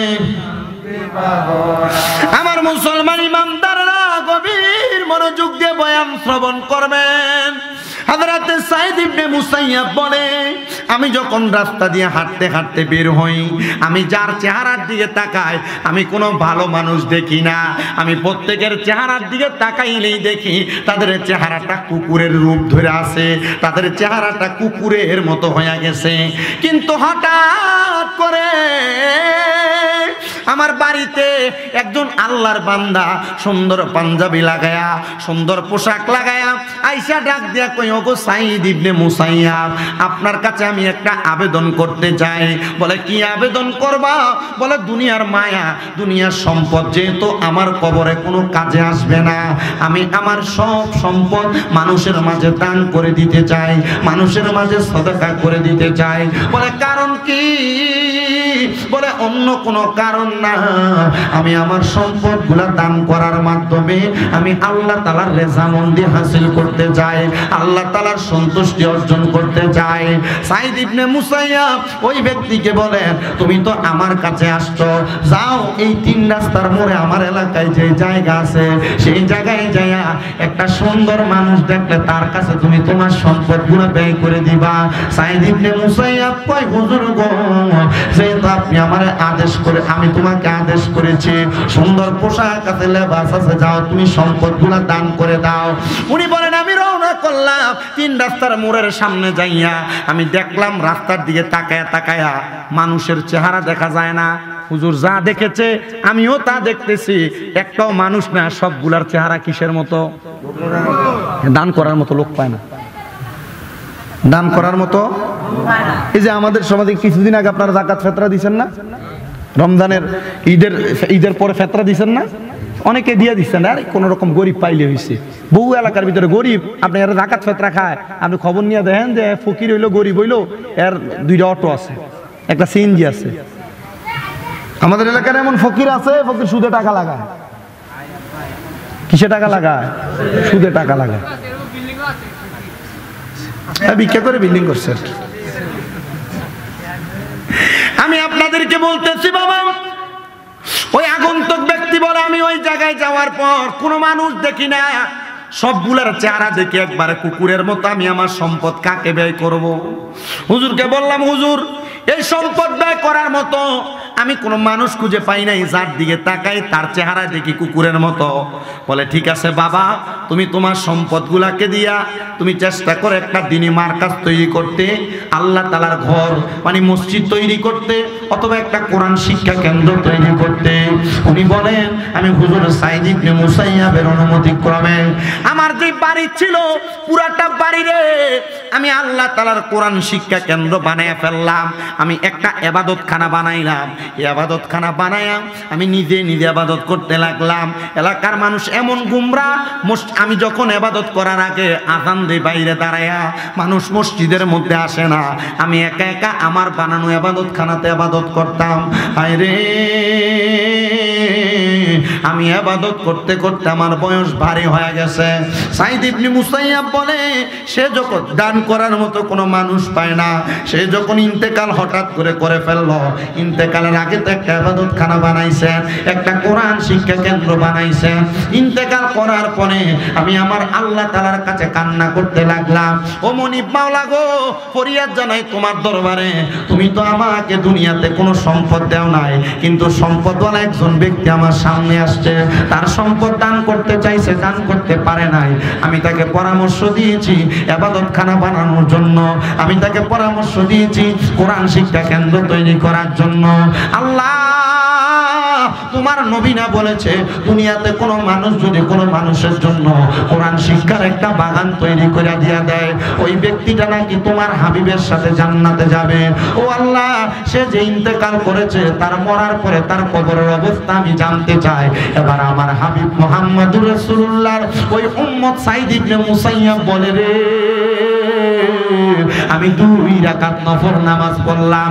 নফল নামাজ পড়ার পরে আল্লাহর কাছে কাঁদতেছি, আল্লাহ যে মারা গেল ওই ব্যক্তিটা কবরে কেমন আছে আমার দেখতে বড় ইচ্ছা হয়, জানতে বড় ইচ্ছা হয়। 2 রাকাত নামাজের পরে সে যখন মুরাকাবা করছে, মুরাকাবা করার সাথে সাথে দেখছে রে, যে ব্যক্তি এক বানাইছে ওই ব্যক্তিটা কবরের মধ্যে জান্নাতের খাবার খাইতেছে। জান্নাতের কি খাইতেছে? জান্নাতের খাবার খাইতেছে। সে জিজ্ঞাসা করে জান্নাতের খাবার যে খাইতেছো কেমন লাগতেছে তোমার? আরে জান্নাতের খাবার আমার কাছে ভালো লাগবে না কেন? এই খাবারের মাধ্যমে আল্লাহ তাআলা আমার সিনাটাকে ভরপুর করেছে। আরে আমার আল্লাহ তাআলার কাছে আমি প্রথমে ফেরেশতাদেরকে জিজ্ঞাসা করেছি, আমার আল্লাহর কাছে জিজ্ঞাসা করো না আল্লাহ তাআলা আমার কোন নেক আমলের কারণে আমার এত সুন্দর জান্নাতের খানা পিনা দিয়েছে। উনি ডাক দিয়া বলে, অন্য কোন নেক আমল না রে, অন্য কোন নেক আমল না। তুমি যে মানুষকে দুনিয়ার জমিনে ইবাদত করার একটা প্রতিষ্ঠানে কইরা দিয়ে আসছো, ইবাদত করার একটা জায়গা তৈরি করে দিয়ে আসছো, আল্লাহ তাআলা এই জন্য তোমার খাবারের ব্যবস্থা করে দিয়েছে। শুধু তাই না, যখন কিয়ামত হয়ে যাবে এরপর তোমাকে রাসূল পাকের সাথে একই জান্নাতের মধ্যে রাখা হবে। এ আমার আজকে অনন্তপুর এলাকার ভাই বাবারা, পর্দার অন্তরালের মা বোনেরা, আপনারা বলেন আমরা তো আল্লাহর বান্দা, রাসূল পাকের উম্মত, আমরার মনটা ওই নবীর সাথে জান্নাতে যাইতে মনে চাই কি চায় না? রহমতের নবী আমার বলেন, কেউ যদি আমি নবীর কথাগুলা মাইনা চলে, কেউ যদি আমি নবীর কথা মোতাবেক চলাফেরা করে, তাহলে আমি নবী বললাম আমি নবী তাকে ছাড়া জান্নাতে যাব না। নবীজি তিরমিজি শরীফের একটা হাদিস শরীফ আমি তেলাওয়াত করার পর দেখলাম আমার নবী বলে, ময়দানে মাশরের মধ্যে যখন গুনাহগার এবং নেককার সবাইকে দাঁড় করানো হবে, হাশরের ময়দানটা তামার চাইতে উত্তপ্ত গরম হবে। ওই উত্তপ্ত গরম ময়দানে যখন সবাই দাঁড়ায় থাকবে, এক প্রকার মানুষের এক আমলগুলা যখন নেক আমলগুলা ওজন করা হবে, ওজন করার পর তাদেরকে হাশরের ময়দানের এক কন্যারে দাঁড় করানো হবে। তারা হাহাকার করবে, তারা অসহ্যতা অনুভব করবে। তখন আমার নবী বলেন, আমি নবীজি পশ্চিম দিক থেকে হাসরের ময়দানে আগমন করব। আমি ওই উম্মতের চেহারার দিকে তাকায়া তাকায়া দেখব, ওই উম্মতদেরকে এতিমের মতো লাগতেছে। মা বাপ মারা যাওয়ার পর একটা সন্তানকে যেমন লাগে, ওই উম্মতকে ঠিক তেমন লাগতেছে। তখন আমার নবী রাহমাতুল লিল আলামিন নবী বলে, আমি তাদেরকে প্রশ্ন করব, জিজ্ঞাসা করব, তোমরা কেন হাসরের ময়দানে এমন অবস্থায় পতিত হয়েছ? বলে, আমরা নেক আমল ওজন করার পর আমাদের আমল নামা সমান সমান হয়েছে, গুণও বেশি না, নেক আমলও বেশি না, আমাদের আমল নামা সমানে সমান। তখন আমার নবী বলে, আউয়ালু মাইয়াকরাউ বাবাল জান্নাহ, সর্বপ্রথম জান্নাতের দরজা আমি নবী খোলার জন্য যাব। আদম থেকে ঈসা নবী পর্যন্ত সব নবীরা জান্নাতের দরজায় দাঁড়ায় থাকবে, কিন্তু কোন নবী জান্নাতের দরজা খুলবে না। জান্নাতের দরজা যিনি খুলবেন তিনি মুহাম্মাদুর রাসূলুল্লাহ সাল্লাল্লাহু আলাইহি ওয়াসাল্লাম নবীজি। নবী আমার বলে, আমি যখন জান্নাতের দরজা খুলতে যাব, তখন জান্নাতের দরজার একজন ফেরেশতা, দুনিয়ার সব ফেরেশতাকে আমি নবীকে দেখানো হয়েছে, কিন্তু ওই ফেরেশতার কাছে আমি নবীর মান এবং মর্যাদা সম্পর্কে বলা হয়েছে, কিন্তু আমি নবীকে তাকে দেখানো হয় নাই। তখন সে আমাকে প্রশ্ন করবে, মান আনতা, কে আপনি? তখন আমি বলবো, আনা মুহাম্মাদুর রাসূলুল্লাহ। তখন সে বলবে, আপনার সম্পর্কে আমাকে অবগত করা হয়েছে। দরজা খুলে নবী আমার বলে, বিসমিল্লাহ বলে যখন আমি দরজাটা খুলবো, আমি নবী জান্নাতের মধ্যে প্রবেশ করব না, জান্নাতের দরজার মধ্যে আমি দাঁড়িয়ে থাকবো। দরজার যে চৌকাঠ বলা হয়, আমার নবী বলেন আমি জান্নাতের দরজায় দাঁড়িয়ে থাকবো। একটা একটা করে আমি নবীর উম্মতদেরকে আমি নবী জান্নাতে প্রেরণ করব।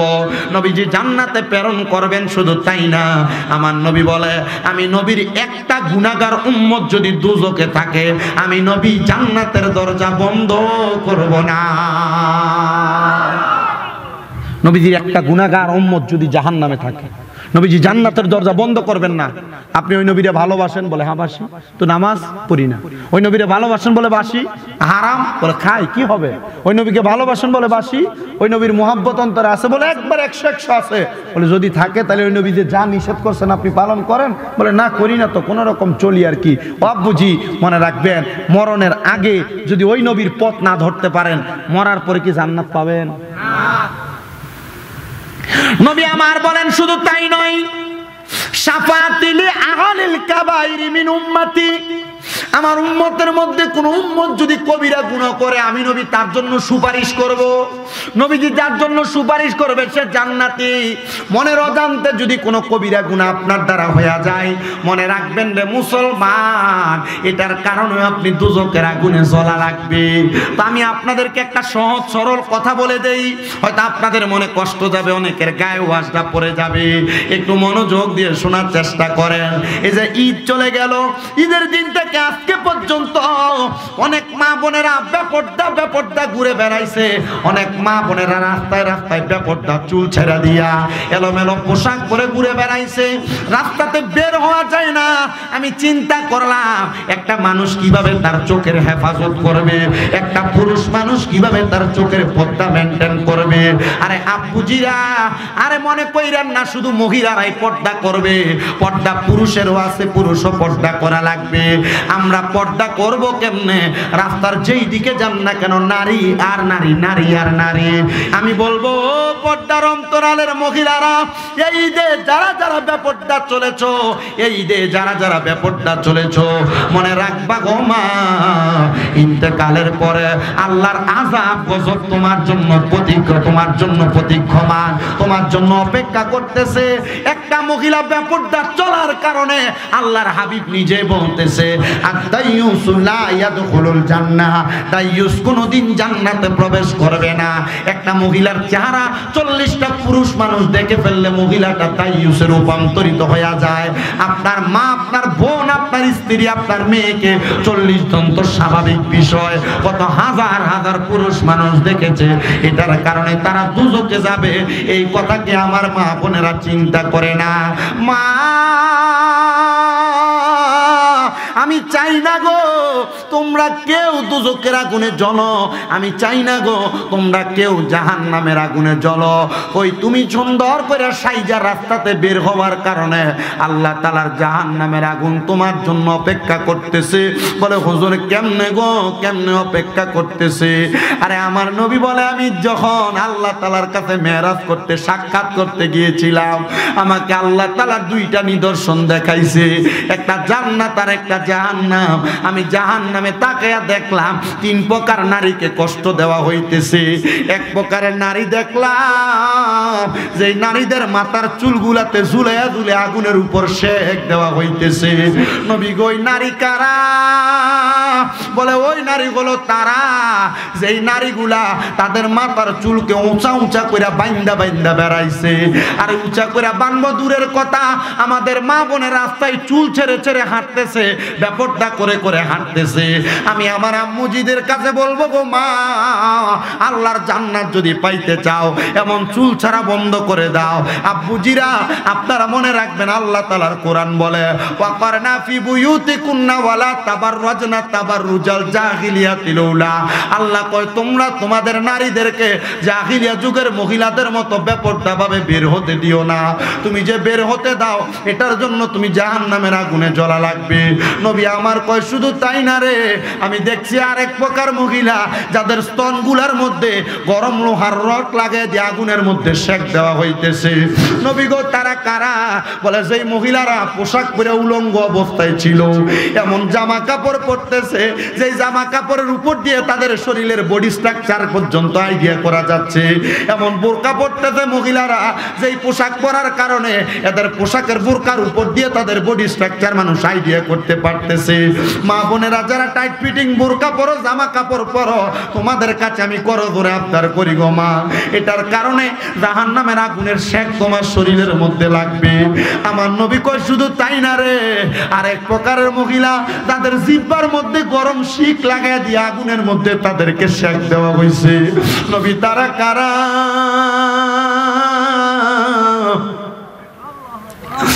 আমার নবী কয় মহিলা হলো তারা যেই মহিলা তাদের মুখ দিয়া তাদের স্বামীকে সন্তানকে লানত দিছে, গজব দিছে। এ আমারে মুরাদনগরের অনন্তপুরের মা, চুল ছাইরা গুইরো না গো, চুল মাথায় উঁচা করে বাঁধ না, টাইট ফিটিং জামা কাপড় পইরো না, স্বামীকে গজব দিও না, সন্তানকে লানত দিও না, বেপরদা পরপুরুষের সামনে যাইও না। মনে রাখবা এটার কারণে দুজকের আগুনের মধ্যে পড়া লাগবে। হে মা, আল্লাহর নবীজির স্ত্রীর নিয়ে বসা অন্ধ এক সাহাবী নবীজির দরবারে আসে। নবী কয়ে তোমরা ভিতরের রুমে প্রবেশ করো, আলাদায় চলে যাও। নবীজির স্ত্রীরা বলি ইয়া রাসূলুল্লাহ, সে তো অন্ধ, সে তো আমাদেরকে দেখবে না, তার সামনে কিসের পর্দা? আমার নবী কই স্ত্রী তার সামনে পর্দা হলো, সে তোমাদেরকে দেখবে না, তোমরা তো তাদেরকে দেখবে। দেখার কারণে তোমাদের নিজের চোখের জিনা হয়ে যাবে। এই পুরুষের ব্যাপারে তোমার মনে যদি বাজে চিন্তার উদয় হয়, তাহলে তোমার আমলনামার মধ্যে গুনাহ হবে, গুনাহ। এটা তো আমাদের সমাজে স্বাভাবিক চলতেছে। দেবর বাবির সাথে, বাবি দেবরের সাথে, চাচাতো ভাই চাচাতো বোনের সাথে, খালাতো ভাই খালাতো বোনের সাথে, এই বাড়ির পুরুষ অন্য বাড়ির মহিলার সাথে, অন্য বাড়ির পুরুষ এই বাড়ির মহিলার সাথে। আব্বাজিরা আপনারা যারা এখানে বসছেন, আপনাদের স্ত্রী, আপনাদের বোন, আপনাদের মেয়ে, আপনাদের মা যদি বেপরদা চলে, ও আব্বুজি মনে রাখবেন এটার কারণে আপনিও দুজকের আগুনে জ্বলা লাগবে। হুজুর কেন? কারণ একটা নারীর কারণে চারজন পুরুষ মানুষ দুজকের আগুনে জ্বলবে। যদি ওই নারীর ভাই থাকে, যদি ওই নারীর জন্মদাতা বাবা বেঁচে থাকে, যদি ওই বাবা তার কন্যাকে পর্দা না করায়, তাহলে ওই বাবাটা তার মেয়ের কারণে দুজকের আগুনে জ্বলা লাগবে। যদি ওই মেয়েটার ভাই থাকে, আপনারা যারা আপনাদের বোনকে মোটর সাইকেলের পেছনে নিয়ে ঘুরেন, মনে রাখবেন আপনি যদি আপনার বোনকে পর্দা না করান তাহলে আপনার বোনের কারণে আপনি দুজকের আগুনে ধাউ ধাউ করে জ্বলা লাগবে। আপনি যদি কোনো নারীর স্বামী হন যারা বিবাহ করেছেন, আপনি আপনার স্ত্রীর যদি বেপর্দা চালান, আপনার স্ত্রী যদি পরপুরুষের সামনে যায়, পরপুরুষ তো দূরের কথা, আপনার ভাইয়ের সামনে যাইতে পারবেন আপনার স্ত্রী, কিন্তু বর্তমান সমাজ শিক্ষা দিতেছে যে ভাইয়ের মতো গেলে কি হবে, কিন্তু আল্লাহর হাবিব বলে একটা নারীর জন্য তার দেবর হলো কালসাপের মতো। কালসাপ কামড় দিলে যেমন একটা মানুষ ধ্বংস হয়ে যায়, একটা নারী তার দেবরের সামনে গেলে এমন ধ্বংস হয়ে যায়। ও আব্বুজি, দেবরের সাথে নিজের ভাবিজিরে নিজের বউরে মিলায়ও না, নিজের বউরে মিলতে দিও না, কথা বলতে দিও না। ভাত বাইরা দিয়া যাবে, পরে আইসা খাবে, এটা সিস্টেম হইতে পারে, কিন্তু বাইরা দিবে, পাতে তুলা দিবে, এটা সিস্টেম হইতে পারে না। বর্তমান সমাজ এটা মানেও না। তুমি স্বামী হইয়া যদি তোমার বউরে পর্দা না করাও তাহলে তুমি দোজকের আগুনে জ্বলবা। কোনো সন্তান যদি তার মারে পর্দা না করায়, আপনার মা বুড়া হয়ে গেছে, বৃদ্ধ হয়ে গেছে, বয়স্ক হয়ে গেছে, এজন্য মায়ের পর্দার কোনো বিধান আপনি পালন করতেছেন না। না রে বাবা, বৃদ্ধ হয়ে গেল, মারে পর্দা করানো লাগবে, বেপর্দা চলতে দিও না রে, দিও না, এটার কারণে তুমি দোজকের আগুনে জ্বলা লাগবে। বলে হুজুর পর্দা করাইব কেমনে, আমার বউ তো সপ্তাহে একবার মার্কেটে না গেলে তার ভালো লাগে না। হুজুর আমি যদি কোনো কাপড় কিনাই না দে আমার বউ মানে না। না রে, মানা লাগবে, মানা লাগবে, তোমার সংসার করতে হলে মানা লাগবে। এই অনন্তপুর এলাকার পর্দার অন্তরালের মহিলারা, তোমরা যারা তোমাদের স্বামীর আদেশ মানো না, মনে রাখবে এটার কারণে দুজকের আগুনে জ্বলবা। এই অনন্তপুরের মহিলারা, তোমরা যারা তোমার স্বামীকে ধমক দিয়া কথা কও, মনে রাখবে এটার কারণে দুজকের আগুনে জ্বলা লাগবে। এই অনন্তপুরের মহিলারা, তোমরা যারা স্বামীর সাথে দিনে ঝগড়া হওয়ার পর রাত্রবেলা তোমরা অন্যদিকে ফিরা ঘুমায়া থাকো, মনে রাখবে এটার জন্য আল্লাহর কাছে জবাব দেওয়া লাগবে। এই অনন্তপুরের মহিলারা, তোমরা যারা স্বামীর আদেশ অমান্য করে বাবার বাড়ি বোনের বাড়ি চলে যাও, মনে রাখবে এটার কারণে আল্লাহর কাছে জবাব দেওয়া লাগবে। মার্কেটে যাবা দূরের কথা, রাস্তায় ফুচকা খাইতে যাবা দূরের কথা, একটা মহিলা তার স্বামীর আদেশ ছাড়া বাবার বাড়িতেও যাইতে পারবে না, কিন্তু মহিলা বাবার বাড়িতে স্বামীর সাথে রাগ করে নিজেই চলে যায়। মহিলা মনে রাখবা, স্বামীর আদেশ অমান্যকারী মহিলা জান্নাতে যাইতে পারবে না, কারণ একটা মহিলা যদি স্বামীকে খুশি করতে পারে তার জন্য জান্নাত। নবী কয় একটা মহিলা জান্নাতে যাবে 4টা কারণে। নবী কয় কোন 4টা কারণ? যদি মহিলা নামাজি হয়, যদি মহিলা পর্দাশীল হয়, যদি মহিলাটা তার লজ্জাস্থানের হেফাজত করে, যদি মহিলা তার স্বামীর আদেশ মানে। সার্কাস কথা বললাম, 1 নাম্বার মহিলা যদি নামাজ পড়ে, 2 নাম্বার পর্দা করে, 3 নাম্বার লজ্জাস্থানের হেফাজত করে, 4 নাম্বার ওই মহিলা যদি তার স্বামীর আদেশ মাইনা চলে, তাহলে ওই মহিলার জান্নাতে যাওয়া কেউ ঠেকাইতে পারবে না। কিন্তু আমাদের মহিলারা নামাজের প্রতি বড় উদাসীন, নামাজ পড়ে না, ফজরের নামাজের পরেও ঘুমায়, আগেও ঘুমায়, জোহরের নামাজের সময় কাজ শেষ হয় না, আসরের সময় গোসল করতে যায়, মাগরিবের সময় দুনিয়ার সন্তানের নাস্তা তৈরি করে, এশারের সময় তার ঘুমের সময় হয়, তরকারি গরমের সময়।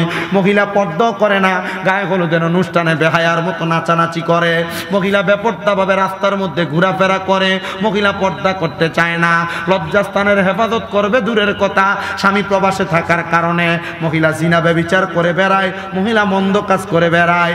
ও মা বোনেরা, আপনি আপনার স্বামীর আদেশ মানবেন দূরের কথা, স্বামী যদি একটু পানি চায় আপনি ধমক দিয়া বলে নিয়া খাইতে পারে না, মনে রাখবেন জান্নাতে তো সহজ নয়, জান্নাতে তো সহজ নয়।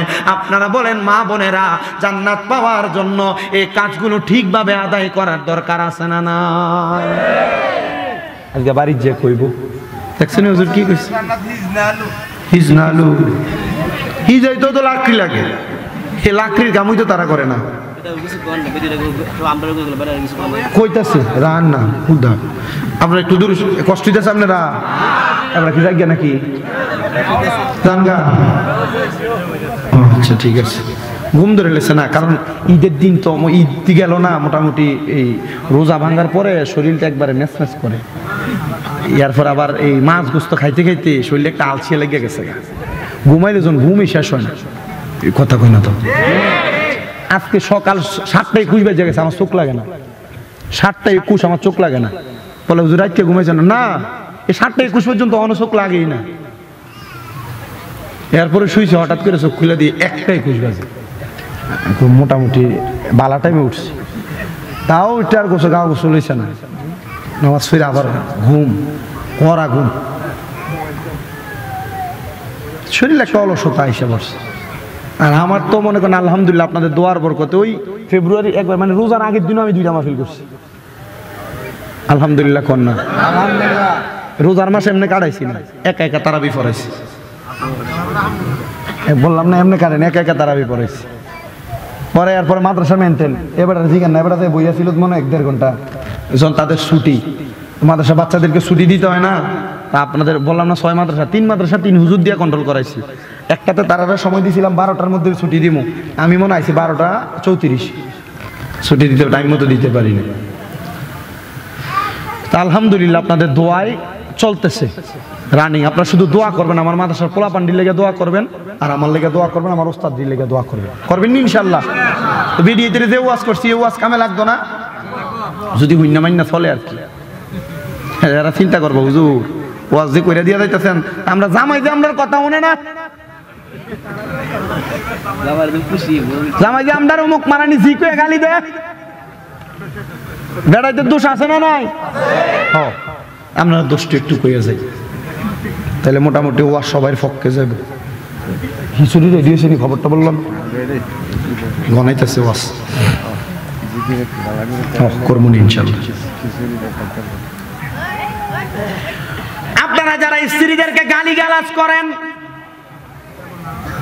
গাইলেন গাইলে গাইলে আপনি যদি কর না জি না পানি টানতে দেরি হইলে তো না,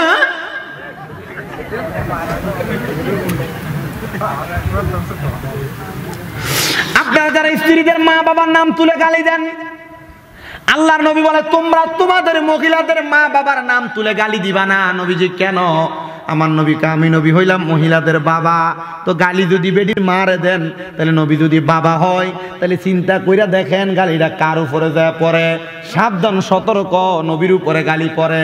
গালি দিও না রে, গালি দিও না, কারণ নবীজির নিজেরই ঘোষণা, তোমরা যদি তোমাদের স্ত্রীদেরকে গালি দাও, এ গালি যায় রহমতের নবীর উপরে বর্তায়। আবার অনেক পুরুষদের স্বভাব কথায় কথায় না মিললে ঠাস করে গাল বেড়ায়, সটকনা মারে, ফিট বেড়ায়, গুনুম করে খিচ্ছালায়। আসেনি আসেনি জোরে কয় না আসেনি?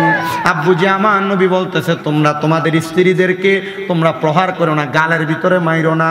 নবীজি কেন? বলে তোমাদের স্ত্রী হলো তোমাদের কাছে সাময়িক সময়ের মেহমান মাত্র, তোমরা তাকে সম্মান করো, আপ্যায়ন করো, মর্যাদা দাও। নবীজি কেন গো, কেন কেন? বলে যদি সম্মান করো, আমি আল্লাহ তাআলা তোমাদের কাছে মেহমান বানায় তারে পাঠাইছে, আমি আল্লাহ আবার তাকে তাদের কাছে আমার কাছে ফিরিয়ে আনিব। কিন্তু মনে রাখবা, মহিলারা যদি স্বামীর এই কষ্টগুলা সহ্য করে সংসার করতে পারে, আমার আল্লাহ তাআলা এই মহিলাদেরকে জান্নাতের 40 জন হুর গিলমানের সর্দারিনী বানিয়ে দিব। আপনি জানেন বেডির একটা খিচ্ছেন, বেডি যদি 40 জনের হুর গিলমানের যদি সর্দার হয়, বেডি যদি একটা একটা করে মারো, কয়টা? তো নবীজি যে বলছেন, নবীজির যে ঘোষণা, আপনারা গালি দিয়েন না এবং মাইরেন না। মারা যাবে, গালি দেওয়া যাবে?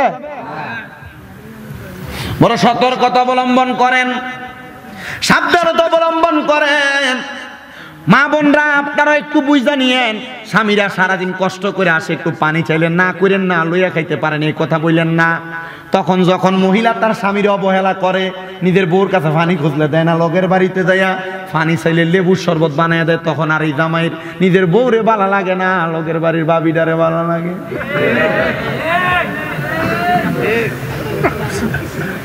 কি দাও?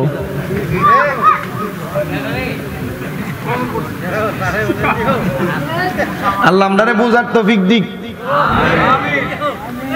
আল্লাহ আমরারে বুঝার তৌফিক দিক, আমিন কর। এ মুসলমান ইমানদার, বড় সতর্কতার সাথে ইসলামী বিধিবিধানগুলো মানার চেষ্টা করবেন, মাইনা চলার চেষ্টা করবেন। বলে হুজুর কেন গো, কেন মাইনা চলবো?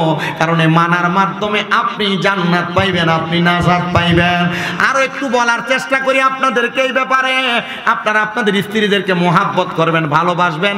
আবার অনেকে যারা 2টা বিয়ে করছেন, বউ 2টা আছে, কষ্ট হইতেছে আপনারা? আর ওয়াজ কি কামে লাগবো মনে হইতেছে? দুইটা বিবাহ করলে একটারে ভালো পড়ান, একটারে ভালো খাবান, আর একটারে ভালো করে পড়ান না। আমার নিজের এলাকার এক চাচার বউ আমার মাঝে মাঝে রাস্তা দিয়ে আসার সময় দাঁড়ায় বিচার দেয়, তোমার চাচাটারে কই একটু বোঝানোর চেষ্টা করো যে তো হুজুর মানুষ, এলাকার মানুষ বিচার দিবে, স্বাভাবিক কথা, এটা চলতে পারে, ঠিক না? আমাদের এই যে 5 আগস্টের পরে আমাদের এলাকার মেম্বার সাহেব উনি চলে গেছেন এলাকা থেকে, এটা বুঝেন আপনারা কেন গেছে। এরপরে আরেক লোক মেম্বার হয়েছে, মসজিদের সভাপতি, আগে মেম্বার সভাপতি ছিল, এরপর আরেক লোক হয়েছে। কয়দিন আগে এক মায়ের সাথে মোটামুটি মেলামেশা করছে যে বিয়ে ছাড়া, মায়ের পেটে 2 মাসের বাচ্চা। তো এর আগেও সরানের লেগে অনেক রকমের কথা হয়েছে। এখন এলাকার মানুষ আমারে নিজে কইছে, আমার কয়েকজন যে তুমি সভাপতি, আমি কই জি না, আমি এই ভালো কাজে যাইতাম না, এত বড় কাজে যাইতাম না, কারণ আমার বাপ হনো বাচ্চা রয়েছে। তো যেই কথাই ছিলাম, তো আমার মানুষ এলাকার বিভিন্ন বিষয়গুলো জানায়। এই মসজিদের আমার সেক্রেটারি হ্যাঁ কয়দিন পরে পরে আমার কইতো, আরে মসজিদের বেটা দোয়ান ভাই, দোয়ানের যেই 12 টাকা এগুলো খাইয়ে রাইতেছে। আছেন এমন লোক অনেকে, এই যে তারাবিটা গেল, ইমাম সাহেবরা তারাবি ভরাইছে, তারাবি টিয়া তুইলা মসজিদে রেখে দিছে, এমন বহুত কমিটিও তো আছে। এই কথা কোন সামনে আছেন এমন বহুত কমিটি, টিয়া তুলছে কি লেগা? ইমাম সাহেব তারাবি হাদিয়া, তারাবি দিয়ে পড়াইছে, লইয়া দেবো। এখন এইটিয়া দিয়ে মসজিদের মোটর নষ্ট হয়ে গেছে, ঠিক করে মসজিদে 2টা পাঙ্খা লাগা, মসজিদের অ্যাকাউন্টে 10,000 রেখে দিছে, হুজুরে ঠিক মতো দিছে না। আসেনি এমন? আপনার যদি কোন আছে আছে, যদি কোন নাই আমি কম আছে, আসেনি? আলহামদুলিল্লাহ, এটা আপনাদের দোয়ার বলতে। আমি সূরা তারাবি পড়াইছি, আমার মসজিদ কমিটি আমার ঈদের নামাজ 60,000 টাকা দিতে হাতে দিতে। আপনি চিন্তা করে দেখছেন, মসজিদ ছোট্ট, 300 মানুষ নামাজ পড়ে, জুমার নামাজ, এরা এত ইনসাফওয়ালা মানুষ। আলহামদুলিল্লাহ, এই এখান থেকে যে মুয়াজ্জিনদের ইমামরে দিছে আমার কাছে সভাপতি, হুজুর আমি জানি এটা আপনার হক, কিন্তু তারারও একটু ঈদের চাঁদি হিসাবে এটা থেকে দিছি 10,000 কইরা। আপনি আবার আমি বুঝছি আপনি ফেস ব্যাঙ্গেল হইতেছেন, আমার যদি আপনি নাও দিতেন আমি হে হুজুর না, আমি কিছু কইতাম না, কিন্তু ওয়াজ মাহফিলে গেলে আমি আবার এটা ছাড়ি না, এবার এটাও সাইডে না, আমি কই না জি না। তো যেই কথা ধারাবাহিকতায় আসি, আচ্ছা এই করতেছি আমি যে কথায়, তো স্ত্রীদেরকে মোহাব্বত, সরি ওই বেডি আমার কি কইতেছে যে কাকা আপনার কাকারে কইেন, এবার তো দ্বিতীয় বিবাহ করার পর ওই বউরের কাছেই থাকে, আমরার বাবা বরণ পোষণও দেয় না, ঈদে একটা জামা কাপড়ও দেয় নাই কাউরে, আবার একটু বুঝে কইেন।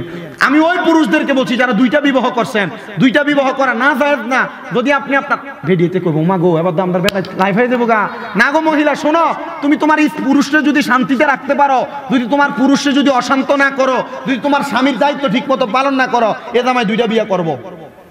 কথা কয় না কেন? আপনার স্ত্রী যদি আপনার সন্তুষ্ট রাখে, আপনি জীবনে 2 বিয়ের চিন্তা করবেন না। কথা কয় না কেন? আপনি অশান্ত দিবেন, আপনি দেখবেন যারা যারা পরবর্তী 2টা বিয়ে করছে বা 2 বউ আছে জীবিত, মরে গেলে 2টা বিয়ে, দ্বিতীয় বিয়ে করলে এটা আরেক বিষয়, এটা জায়েজ আছে, না জায়েজের কিছু না। কিন্তু যে পুরুষেরা দ্বিতীয় বিয়ে করে বর্তমান বাংলাদেশে এখন বেশিরভাগ যাইয়া দেখেন প্রথম বইয়ের যন্ত্রণা ফইরে করে। তো আর প্রথমটা বুঝে কিন্তু ভালো হয়ে আছে, প্রথমটা দ্বিতীয়টার থেকে ভালো হয় কখন? দ্বিতীয়টা করার পর যখন এই জামাই দ্বিতীয় বউরে গুরুত্ব দেয়, তখন প্রথমটা একবারে ভিজা বিলে হয়ে যায়, ঠিক না? আগে বুঝছে না, ঠিক না? আচ্ছা আল্লাহ আমাদের বোঝার তৌফিক দিক, আমিন কোন। মনে রাখবেন যারা 2 স্ত্রী গ্রহণ করেছে, 3 স্ত্রী গ্রহণ করেছে, তারা যদি একজন আরেকজনের উপর ইনসাফ না করে, একজনকে 500 টাকার জিনিস আরেকজনকে 700 টাকার জিনিস দেয়, এই ব্যাপারে বড় সতর্ক। নবী আমার বলে যদি তোমরা ইনসাফ না করতে পারো, তাহলে তোমরা কখনো দ্বিতীয় বিবাহতে আবদ্ধ হবে না। নবীজি কেন বলে বেইনসাফের কারণে জাহান্নামের আগুনে জ্বলা লাগবে। তো আমার নবীজির একসাথে 4 জন স্ত্রী বিরাজমান। নবীজির ঘরে আসরের নামাজের সময় নবীজির 4 স্ত্রী নবীজির সামনে প্রশ্ন করে, ইয়া রাসূলুল্লাহ আমরা 4 জন স্ত্রী আপনার সামনে, নবী আপনি বলেন না আমরা 4 জনের মধ্যে আপনি নবী কারে বেশি ভালোবাসে? সুবহানাল্লাহ বলেন। নবীজির জীবনে ঘটে যাওয়া প্রত্যেকটা ঘটনা উম্মতের জন্য শিক্ষা, হাদিস হিসেবে আসছে। মারহাবা কোন। আচ্ছা স্ত্রীরা কারে বেশি ভালোবাসে এই কথা তাহলে হাদিসে আসলো কেন? তার মানে উম্মতের এখানে শিক্ষা আছে না নাই? আসতে কয় আছে না নাই? ওই 4 স্ত্রী জিজ্ঞেস করে, ইয়া রাসূলুল্লাহ আমরা 4 জন স্ত্রী আপনার সামনে, আজকে আপনি বলা লাগবে আপনি আমাদের 4 জনের কাকে বেশি ভালোবাসেন। আমার নবী কয় আজকে না, আগামীকাল আসরের সময় উত্তর পাওয়া যাইবা। আসরের সময় সুযোগ দিয়েছেন। এদিন রাত্রবেলা আমার নবীজির স্ত্রীর ঘরে গেছেন। ঘরের মধ্যে যা নবীজির আসকান মুবারক পাঞ্জাবি মুবারকের ভিতর থেকে দুইটা খেজুর বের করছেন। একটা খেজুর এক স্ত্রীকে দিয়েছেন, আরেকটা আমার নবী খাইছেন। নবীজি স্ত্রীর হাতের খেজুরের দানাটা বিচিটা নিছেন, নবীজিও নবীজির মুখের বিচিটা নিয়া দুইটা বিচি স্ত্রীর হাতে দিয়া বলছে এটা তোমার কাছে রেখে দিবা, তবে সাবধান কাউরে বলবা না। জোরে কয় না দাও, আরো জোরে কন। দ্বিতীয় স্ত্রীর ঘরে যায় সেম কাজ, তৃতীয় স্ত্রীর কাছে সেম কাজ, চতুর্থ স্ত্রীর কাছে যায় একই কাজ। দুইটা খেজুর দুইজনে ভাগাভাগি করে খাইলেন, দুইটা খেজুরের বিচি নিয়ে স্ত্রীর হাতে দিলেন। পরবর্তী দিন আমার নবীজি আসরের সময় চারজন স্ত্রী নবীজির সম্মুখে দাঁড়ানো দিঘায়, ইয়া রাসূলুল্লাহ আজকে বলেন কারে বেশি ভালোবাসেন? আমার নবীজি সবাইকে বলে দিছে, কারোরটা কাউকে বলা যাবে না কয়টা খেজুরের বিচি দিছি। নবী আমার বলতেছে যারে গতকালকে রাত্রবেলা দুইটা খেজুরের বিচি দিছি তারে আমি নবী সব চাইতে বেশি ভালোবাসি। দেখে বড় স্ত্রীও হাসে, দ্বিতীয় স্ত্রীও হাসে, তৃতীয় স্ত্রীও হাসে, চতুর্থ স্ত্রীও হাসে। আসলে কি নবীজি এদেরকে কম বেশি ভালোবাসে না সমান সমান বাসে? মনে রাখবেন দুইটা স্ত্রী গ্রহণ করলেও তাদেরকে সমানে সমানে ভালোবাসা লাগবে, তাদেরকে সমানে সমানে খাবার দেওয়া লাগবে, সমানে সমানে পোশাক দেওয়া লাগবে, সমানে সমানে আচরণ করা লাগবে। আল্লাহ তাআলা সমানে সমানে সুন্দর জিন্দেগি করার তৌফিক দান করুন, জোরে পড়েন আমিন। ওই নবী রাহমাতুল লিল আলামিন নবীজির কলিজার টুকরা আম্মা জানের নাম হযরত মা আমেনা রাদিয়াল্লাহু তাআলা আনহা, জোরে কোন মারহাবা। বেঈমান বলা যাবে না, নবীজির মা বাবার ঈমান ছিল না এটা বলা যাবে না। নবীজির মা বাবা স্বয়ং নবীজির কাছে ঈমান গ্রহণ করেছে, মারহাবা কোন মারহাবা। বলে হুজুর নবীজির আব্বারে তো নবী দেখে নাই, তাহলে কেমনে ঈমান গ্রহণ করেছে? আমার নবী বলে আমি নবী নবীজির আব্বা আমার নিজের আব্বা জানের গোরস্থানের সামনে দাঁড়াইছি, আর আমি নবীজি নিজে আমার আব্বা জানকে কালেমা পড়াইছি। ও বন্ধু, নবীজির মা জননী ডাক দিয়ে বলেন আমার স্বামী হযরতে আব্দুল্লাহ, মারহাবা মারহাবা মারহাবা। আমার স্বামী হযরতে আব্দুল্লাহ, ওনার সাথে আমার বিবাহ এখনো হয় নাই। আমি আমার ঘরে ছিলাম, নবীজির নানার নাম ছিল হযরত ওহাব জোহরি। উনি বলেন আমি নবীজির দাদা হযরত আব্দুল মুত্তালিবের বন্ধু ছিলাম, একসাথে আমরা চলাফেরা করতাম। তো আমার আব্দুল্লাহ যখন রাস্তা দিয়ে হেঁটে হেঁটে যাইতো, মক্কার বড় বড় বাদশা বড় বড় ব্যবসায়ী মেয়েরা আমার আব্দুল্লাহর চেহারার দিকে তাকিয়ে থাকতো। তারা আমার আব্দুল্লাহকে ডাইরেক্ট বিবাহের প্রস্তাব দিত। বিয়ার সিস্টেম হইল মেয়ের পক্ষ থেকে বিবাহের প্রস্তাব দেওয়া। কার পক্ষ? কথা কয় না তো। মেয়ের পক্ষ থেকে বিবাহের প্রস্তাব দেওয়া, প্রস্তাব দিত। হযরতে আব্দুল্লাহ বলে আব্বা জান আমাকে মক্কার মেয়েরা ডিস্টার্ব করে, আমার মক্কার মেয়েরা অত্যাচার করে। বলে কি? বলে তারা যেখানে আমাকে দেখে আমাকে বিবাহ করার প্রস্তাব দেয়। বলে আব্বা কারণটা কি? বলে যাও না তুমি পানির সামনে যায় দাঁড়াও। পানির সামনে দাঁড়ানোর পর হযরত আব্দুল্লাহ বলে আমি আমার পেশানির মধ্যে আমার যে কপালের মধ্যে দেখলাম একটা নূরের আলো ঝলমল ঝলমল করে জ্বলতেছে। বলে তার অন্য কোনো কিছু না, এটা হলো নূরে মুহাম্মদী, আল্লাহর হাবিব মুহাম্মদুর রাসূলুল্লাহর নূর আমার কপালের মধ্যে, যেটা আদম আলাইহিস সালাতু ওয়াস সালাম থেকে হযরত আব্দুল্লাহ পর্যন্ত এসেছে। হযরতে আব্দুল্লাহর বিবাহের প্রস্তাব যখন ঘোরাফেরা করে, হযরতে আব্দুল মুত্তালিব নবীজির দাদা চিন্তিত হইয়া মক্কা শরীফে দেখবেন, মক্কা শরীফের পাশে এমন ভাবে ওয়ালের মতো একটা ব্যারিকেড দেওয়া আছে যেটারে বলা হয় হাতিমে কাবা। বেশি দিন না, মাত্র 5 মাস আগে আমি এটা দেখে আসছি। ওই হাতিমে কাবার সাথে হেলাম দিয়া আব্দুল মুত্তালিব চিন্তা করতেছে নবীজির নানা ভাই হযরতে ওহাব জড়িয়েছে। জিজ্ঞাসা করে ও দোস্ত আপনাকে চিন্তাগ্রস্ত দেখা যায়, চিন্তা করেন কেন? বলে চিন্তা করি আমার সন্তান হযরত আব্দুল্লাহর কথা। বলে কেন? বলে আমার 10টা সন্তানের মধ্যে এই সন্তানটা বড় আকর্ষণীয়। আল্লাহ তাআলা এই সন্তানকে মক্কার বড় বড় সম্পদওয়ালার মাইয়ারা বিয়ার প্রস্তাব দেয়। আমি কি করব বুঝি না, আমার সন্তানকে কোন মাইয়ার সাথে বিবাহ দিব। তবে ওহাব জোহরি রে আমার দোস্ত মানুষ, তুমি তোমার তো একটা কন্যা সন্তান আছে আমেনা, তুমি যদি রাজি হও তোমার মেয়েটা বড় পর্দাশীল, আমার সামনে আসে না, তোমার মেয়েটা এমন ভাবে চলাফেরা করে, তুমি চাইলে আমার ছেলেটার সঙ্গে তোমার মেয়ের বিবাহ বন্ধনে আবদ্ধ করাইতে পারি। জোরে কইলাম মোহাব্বত না, মায়া না? বিবাহের প্রস্তাব হয়ে গেছে। হযরতে আমেনা হযরত আব্দুল্লাহকে দেখো লাগে নাই, বিবাহ করে ফেলছেন।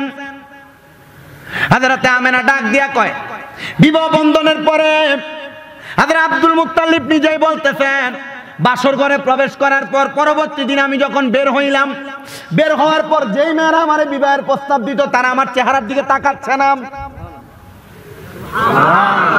আমি বিবাহ করার পর এবার আমি বিকাল বেলা আমার আব্বা জানকে প্রশ্ন করলাম, ও আমার আব্বা জান গতকালকে যেই ঘটনা ঘটতো আজকে এই ঘটনা ঘটে না। বলে কারণ কি? বলে মেয়েরা আমার দিকে তাকায় না, আগে তাকাই তো আমাকে বিবাহের প্রস্তাব দিত, আজকে দেয় না। বলে এবার হযরতে আব্দুল মুত্তালিব বলে আব্বা এই মেয়েরা তোমার পাগল ছিল না, এই মেয়েরা তোমার পেশানির মধ্যে যেই নূরে মুহাম্মদী ছিল এই মেয়েরা সেই নূরে মুহাম্মদীর পাগল ছিল। এরা জানতো তোমার সঙ্গে বিবাহ হইলে তারা মুহাম্মদুর রাসূলুল্লাহর মা হতে পারবে। বলে আমার নূরে মুহাম্মদী কোথায়? বলে রে তাওরাত কিতাবের ঘোষণা, وَإِذْ قَالَ عِيسَى ابْنُ مَرْيَمَ مِنْ بَنِي إِسْرَائِيلَ إِنِّي رَسُولُ اللَّهِ إِلَيْكُمْ مُصَدِّقًا لِمَا بَيْنَ يَدَيَّ مِنَ التَّوْرَاةِ وَمُبَشِّرًا بِرَسُولٍ يَأْتِي مِنْ بَعْدِ اسْمُهُ أَحْمَدُ। জোরে বল মারহাবা।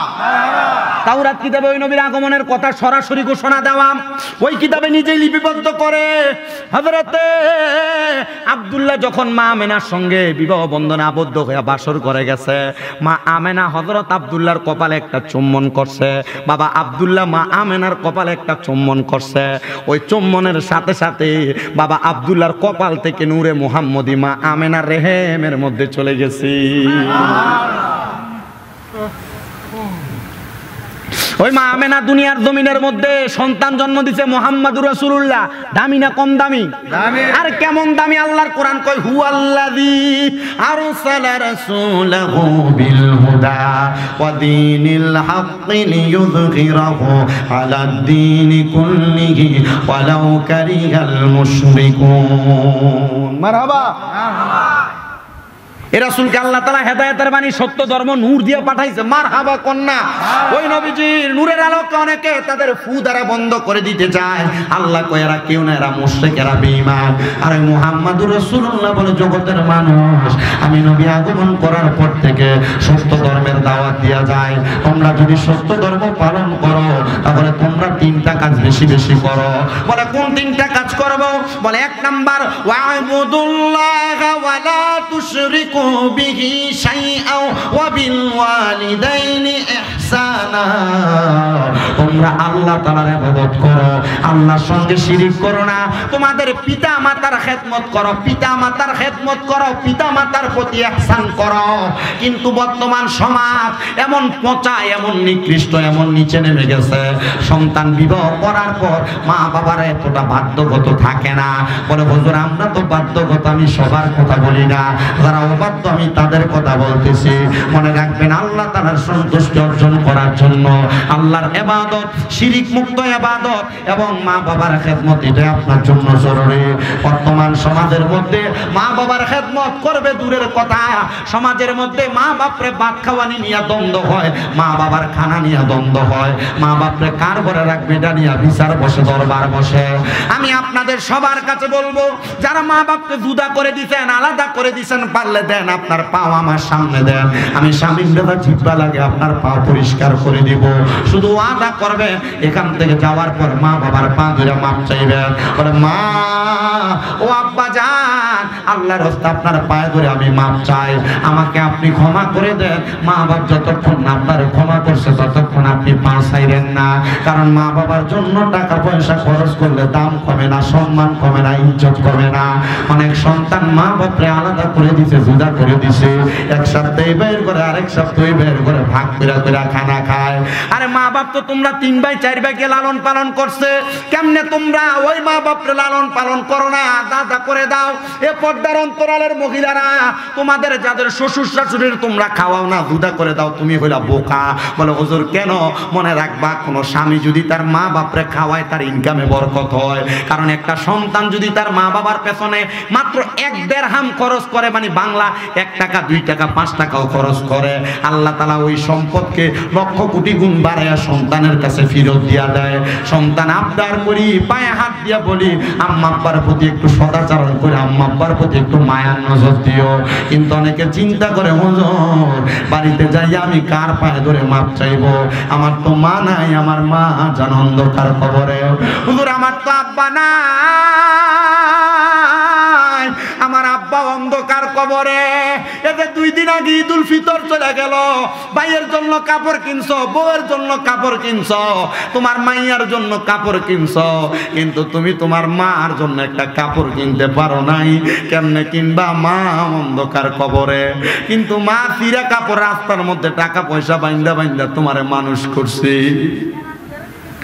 ওই মারে তুমি একটা কাপড় কিনা সন্তান পরাইতে পারো নাই। হায়রে, নিজের জন্য তুমি প্যান্ট শার্টের সাথে সুন্দর একটা পাঞ্জাবিও কিনছিলা, কই আব্বার লাগে তো একটা পাঞ্জাবি কিনতে পারো নাই, কিনা পরাইতে পারো নাই। আব্বা অন্ধকার কবরে, তোমার আব্বারে তো একটা লুঙ্গি কিনা পরাইতে পারো নাই, পরাইবা কেমনে? তোমার আব্বা তো অন্ধকার কবরে। সন্তান আবদার করবো রে, ওই মা বাপ যদি কবরে থাকে, রব্বির হামহুমা কামা রব্বায়ানি সগীরা বইলা দোয়া করবা। আমার নবী কয়, কোন সন্তানের মা মারা যাওয়ার পরে, বাবা মারা যাওয়ার পর যদি রব্বির হামহুমা কামা রব্বায়ানি সগীরা বইলা কান্দে, চোখের মণিকোটার মধ্যে একটা মাছির মাথা পরিমাণ পানি চাইরা দিয়া কান্দে, ওই পানি মাটিতে পড়ার আগে আমার আল্লাহ তার মা বাবার জীবনের গুনাহ মাফ করে দেয়। আমি জানি না এই সন্তানগুলা কেমনে বাড়িতে আইসা মারে না দেখা তাদের সময় কাটছে, বাপরে না দেখা তাদের সময় কাটছে। আর যাদের মা বাপ বাইচে আছে, তোমরার কাছে আবদার করে তোমরা বাড়িতে দেয়া মাপ চাইও। মনে রাখো, মা বাবার পায়ে ধরলে দাম কমে না, সম্মান কমে না, ইজ্জত কমে না। মা বাবার পায়ে ধরলে আল্লাহ তাআলা তোমার সম্মান, তোমার ইজ্জত বাড়াইয়া দিব। অনেকে চিন্তা করে, হুজুর যারার বাড়িতে আব্বা আছে তারা বাড়িতে যে বাবার পায়ে ধরে মাপ চাইবো। আমার তো আব্বা নাই, আমি কার পায়ে ধরে মাপ চাইবো? হুজুর ঈদের দিনে কত সন্তান তাদের বাবার পায়ে ধরে সালাম করছে, আমি আমার আব্বা জানের পায়ে ধরে সালাম করতে পারি নাই। হুজুর কার পায়ে ধরে সালাম করবো? আব্বা তো অন্ধকার কবরে। অনেকে চিন্তা করে, হুজুর যাদের বাড়িতে মা আছে তারা বাড়িতে যাই মার পায়ে ধরে মাপ চাইব, আমার তো মাও নাই, আমি কার পায়ে ধরে মাপ চাইব? মনে রাখবানে সন্তান, আম্মা আব্বা যদি কবরে থাকে, আম্মা আব্বার বয়সী এলাকাতে যারা আছে তাদেরকে সম্মান করবা, তাজিম করবা, ইজ্জত করবা। দেখবা আমার আল্লাহ তাআলা তোমাদেরকে অসংখ্য রহমত, অসংখ্য বরকত দান করে। সামনে আবার কোরবানির ঈদ আগমন করবে। অনেক মা বাবা বড় কষ্ট করে কোরবানিতে সন্তানকে গোশত খাওয়াইছে, কিন্তু যেই সন্তানের মা নাই, যেই সন্তানের বাবা নাই, সন্তান এখন কোরবানি দেওয়ার মতো সামর্থ্য হয়েছে, বড় গরু কোরবানি দেয়, কিন্তু মা বাবার মুখে এক টুকরা গোশত তুলে খাওয়াইতে পারে না। করবে কেমনে? মা বাবা অন্ধকার কবরে। আমি সবার কাছে আবদার করব, যদি পারেন বৃহস্পতিবার আসরের নামাজের পর থেকে শুক্রবার মাগরিবের আগ পর্যন্ত সপ্তাহে একবার হইলেও মা বাবার কবরের সামনে যায় দাঁড়াইবেন, মাসে একবার হইলেও মা বাবার কবরের সামনে যায় দাঁড়াইবেন, বছরে একবার দুইবার হইলেও মা বাবার কবরের সামনে যায় দাঁড়াইবেন। আর আল্লাহর কাছে হাতটা বাড়ায় বাড়ায় দোয়া করবেন, আল্লাহ আমার মারে মাফ করে দাও, আমার আব্বারে মাফ করে দাও। আপনারা বলেন, সন্তানের দোয়া তো আল্লাহ কবুল করে, আপনি আমি দোয়া করলে আল্লাহ তাআলা আপনার মা বাপরে মাফ করতে পারে কি পারে না? মা বাপ বাইচা থাকলে মা বাপরে খাওয়াইতা পড়াইতা, কিন্তু মা বাপ অন্ধকার কবরে। এই জান্নাতের বাগান অনন্তপুর উকিল সাহেবের বাড়ির যুবকদের উদ্যোগের মাহফিল 7 বছর হয়। আমাকে উনি বলেছেন, হুজুর আগামী বছর মাহফিলটা করতাম। অনেকের মা নাই, বাবা নাই, অনেকে ভাই ব্রাদার আত্মীয় স্বজনের জন্য দোয়া চাই। হুজুর আগামী তো এই দোয়ার ইন্তজামটা করব, হুজুর একটু দোয়া করবেন আমরা যেন মাহফিলটা করতে পারি। এমন শোনো সন্তান যদি থাকেন, হুজুর আগামী বছর মাহফিলটা হবে, হুজুর মাহফিলের প্যান্ডেল লাইটিং এর খরচটা আমি দিয়া দিব। আমি একজন, আমার মা নাই, আমার বাবা নাই, আমার জন্য খাস করে একটু দোয়া করবেন। আমি 10,000 টাকা আগামী বছর দেব, কেউ যদি থাকেন। আমি মুনাজাত করে দোয়া করে বিদায় নিই। আল্লাহ আল্লাহ আল্লাহ আল্লাহ আল্লাহ আল্লাহ কারবালা আর বিছায় দরজালা গো আমরা সইতে পারি না। আল্লাহ আল্লাহ কারবালা আর বিছায় দরজালা গো আমরা সইতে পারি না।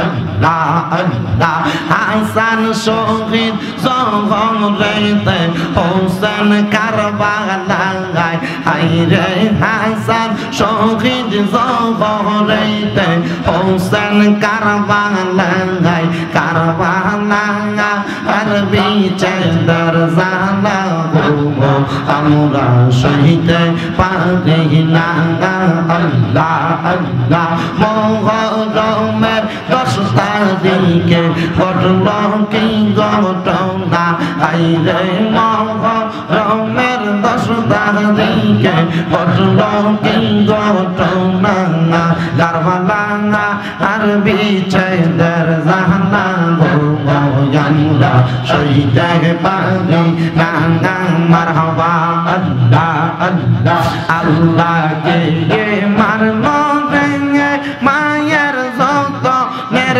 রতন কে গারিয়া নিল মায়ের বুকের জাদু তখন আল্লাহ কে মারলো রে মারহাবা আল্লাহ আল্লাহ আল্লাহ হাসান শহীদ জবরেতে হোসেন শহীদ রলে আজ রাগবর তীর খাইল পানির কারণে জয়নালকে বন্দি করিল এই দিদার দুশ্মনে গুণের বাঙাই বাঙাই রে কারবালায়া নিল তোমায় কে হাইরে গুণের বাঙাই বাঙাই রে কারবালায়া নিল তোমায় কে মারহাবা আল্লাহ আল্লাহ এ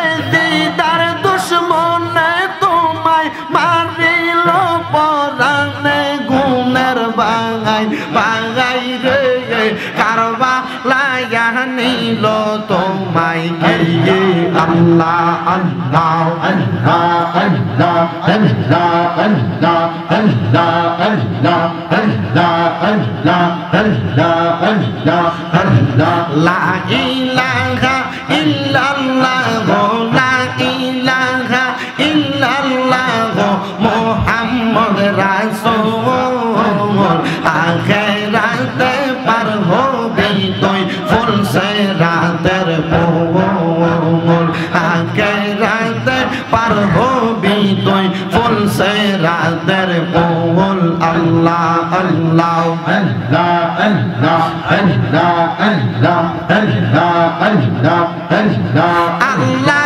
যেই দিন কাগাজি হবে জাররা জাররা দেখাইবে আল্লাহ আল্লাহ আল্লাহ যেই দিন কাগাজি হবে জাররা জাররা দেখাইবে সেই দিন তোমায় কে তরাবে সেই দিন তোমায় কে তরাবে মুহাম্মদ রাসূল আখিরাতে পার হবি তুই ফুল সিরাতের পোল মারহাবা আল্লাহ আল্লাহ আল্লাহ আল্লাহ আয় বড় পীর আব্দুল কাদের আউলিয়ার শিরোমণি আয় বড় পীর আব্দুল কাদের আউলিয়ার শিরোমণি মারহাবা আল্লাহ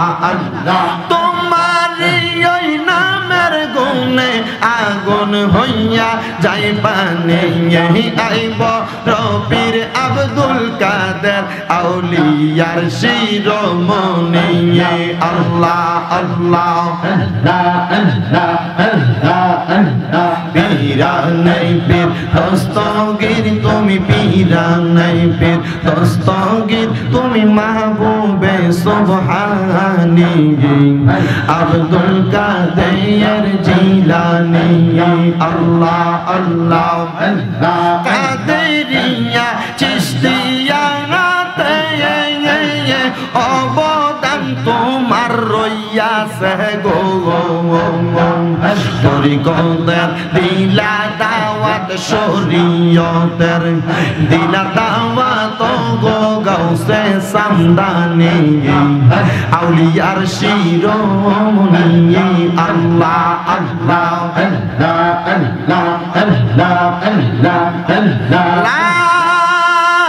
ইলাহা ইল্লাল্লাহু মুহাম্মাদুর রাসূলুল্লাহ সাল্লাল্লাহু আলাইহি ওয়াসাল্লাম।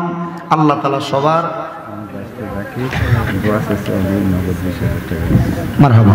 এরপরে প্যান্ডেলে পোস্টার ব্যানার করার লেগে আমার অসুস্থ এবং ফাঁস কেজি সংখ্যা এই ফাঁস আবার দিচ্ছে আবার দিব।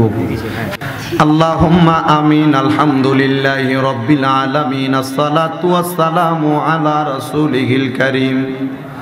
রব্বানা যালামনা আনফুসানা ওয়া ইন লাম তাগফির লানা ওয়া তারহামনা লানাকুনান্না মিনাল খাসিরিন। ইয়া ইলাহি রহম ফরমা মুস্তাফা কি ওয়াস্তে খুলে দে দরওয়াজায়ে रहमत गदा की वास्ते रहमतल लिल आलमीन खत में रसूल जाने जहां अहमद हामिद मुहम्मद मुस्तफ़ा की वास्ते मबूदो ओ दयाल अल्लाह আপনি কি আসমানে না জমিনে না পাহাড়ে না দরিয়ায় এ গত জীবনে আপনার কত তালাশ করলাম সন্ধান পাইলাম না। আল্লাহ বহু সন্ধানের পরে এই কুমিল্লা জেলার অন্তর্গত মুরাদনগর বাঙ্গরা বাজার থানাধীন অনন্তপুর উকিল সাহেবের বাড়ি যুবকদের উদ্যোগে কবরবাসীর রুহের মাগফিরাত কামনায় ৭তম বাৎসরিক ওয়াজ ও দোয়ার মাহফিল সাজাইয়া আমার সঙ্গে ওলামায়ে কেরাম, দাড়ি পাকা মুরব্বী বাবারা, তলেব উলামার ছাত্ররা, যুবক নওজোয়ান ভাই বাবারা, বিশেষ করে পর্দার অন্তরালের আমার অনেক মা বোনেরা জীবনের গুনাহগুলা মাপ পাওয়ার আশায় দুইটা হাত বাড়াইছে। আল্লাহ, যার হাতটা তোমার কাছে মায়া লাগে, পছন্দ হয়, ওই হাতের উসিলায় আমরা প্রত্যেকের জীবনের গুনাহগুলা তুমি আল্লাহ ক্ষমা করে দাও। আল্লাহ, তুমি যদি আমরার মাফ না করো, বলো আমরা কার কাছে যায় হাত বাড়াবো গো আল্লাহ? দুনিয়ার ফকির এক ঘরের দরজার মধ্যে ভিক্ষা না পাইলে আরেক দরজার মধ্যে যায় হাত বাড়ায়। আল্লাহ, তুমি ছাড়া আমরার কোনো খোদা নাই। আল্লাহ, তুমি যদি আমাদেরকে মাফ না করো, বলো আমরা কার কাছে যায় মাফ চাবো গো দয়া? আল্লাহ, আমরার জীবনের গুনাহগুলা তুমি খোদা মাফ করে দাও। ও কে জানি হাত বানাইছে, কার জানি জগতের মধ্যে বাবা নাই।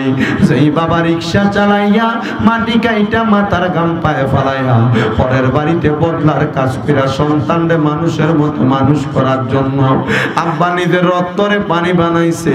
এমন আব্বা যাদের অন্ধকার কবরই, আব্বার কবর জান্নাতের বাগান বানায়া দাও দয়াল রে।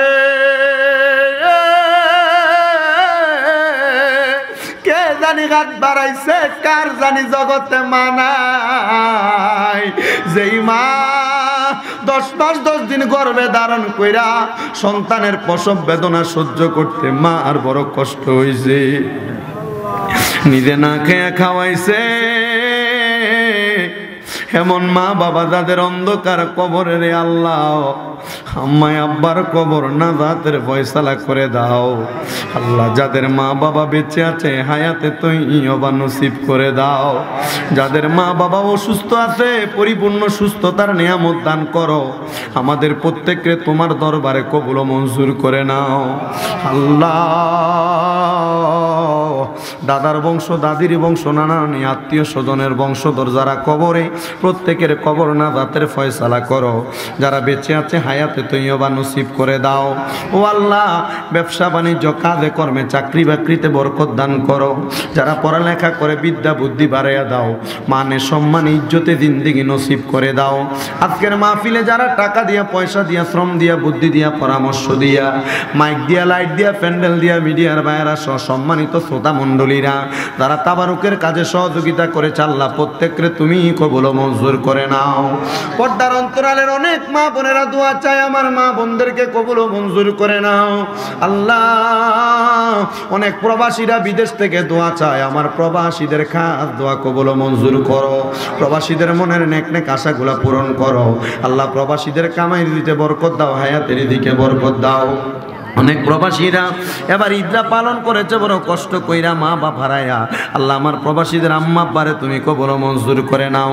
অনেকে অসুস্থ, জাকির সাহেব অসুস্থ দোয়া চাইছে, মুস্তফা অসুস্থ দোয়া চাইছে আল্লাহ তাদের সবাইকে সুস্থতার নিয়ামত দান করো। আমার আরেক ভাইজানের ফুফি আম্মা দোয়া চাইছে, ওনারেও কবুল করো। অনেকে আগামী বছর দান করবে নিয়ত করেছে আল্লাহ তাদের দান ও কবুল ও মঞ্জুর করে নাও রাব্বুল আলামিন। আমার সবগুলো মাদ্রাসার ছাত্র শিক্ষকদেরকে তুমি কবুল করো, ছাত্রদের সিনার মধ্যে কোরআনের এলেম দান করো। তাদের পরিবার বড় আশা করে মাদ্রাসায় পড়ায় আল্লাহ তাদেরকে হক্কানি রাব্বানি আলেম দ্বীন হওয়ার মতো তৌফিক দান করো। ও মনি পরওয়ারে দিগারে আলম, এই উকিল সাহেবের বাড়ির যুবক যারা যারা আছে, মুরব্বী যারা যারা আছে, ছোট্ট ছোট্ট বাচ্চা যারা আছে, পর্দার আড়ালের মা বোন যারা আছে আল্লাহ তাদের প্রত্যেকের নেক দোয়াগুলা কবুল ও মঞ্জুর করে। আমি এই পাপী জবান দ্বারা মূর্খ মানুষ যা বলেছি তার উপর আমল করার তৌফিক এনায়েত করো।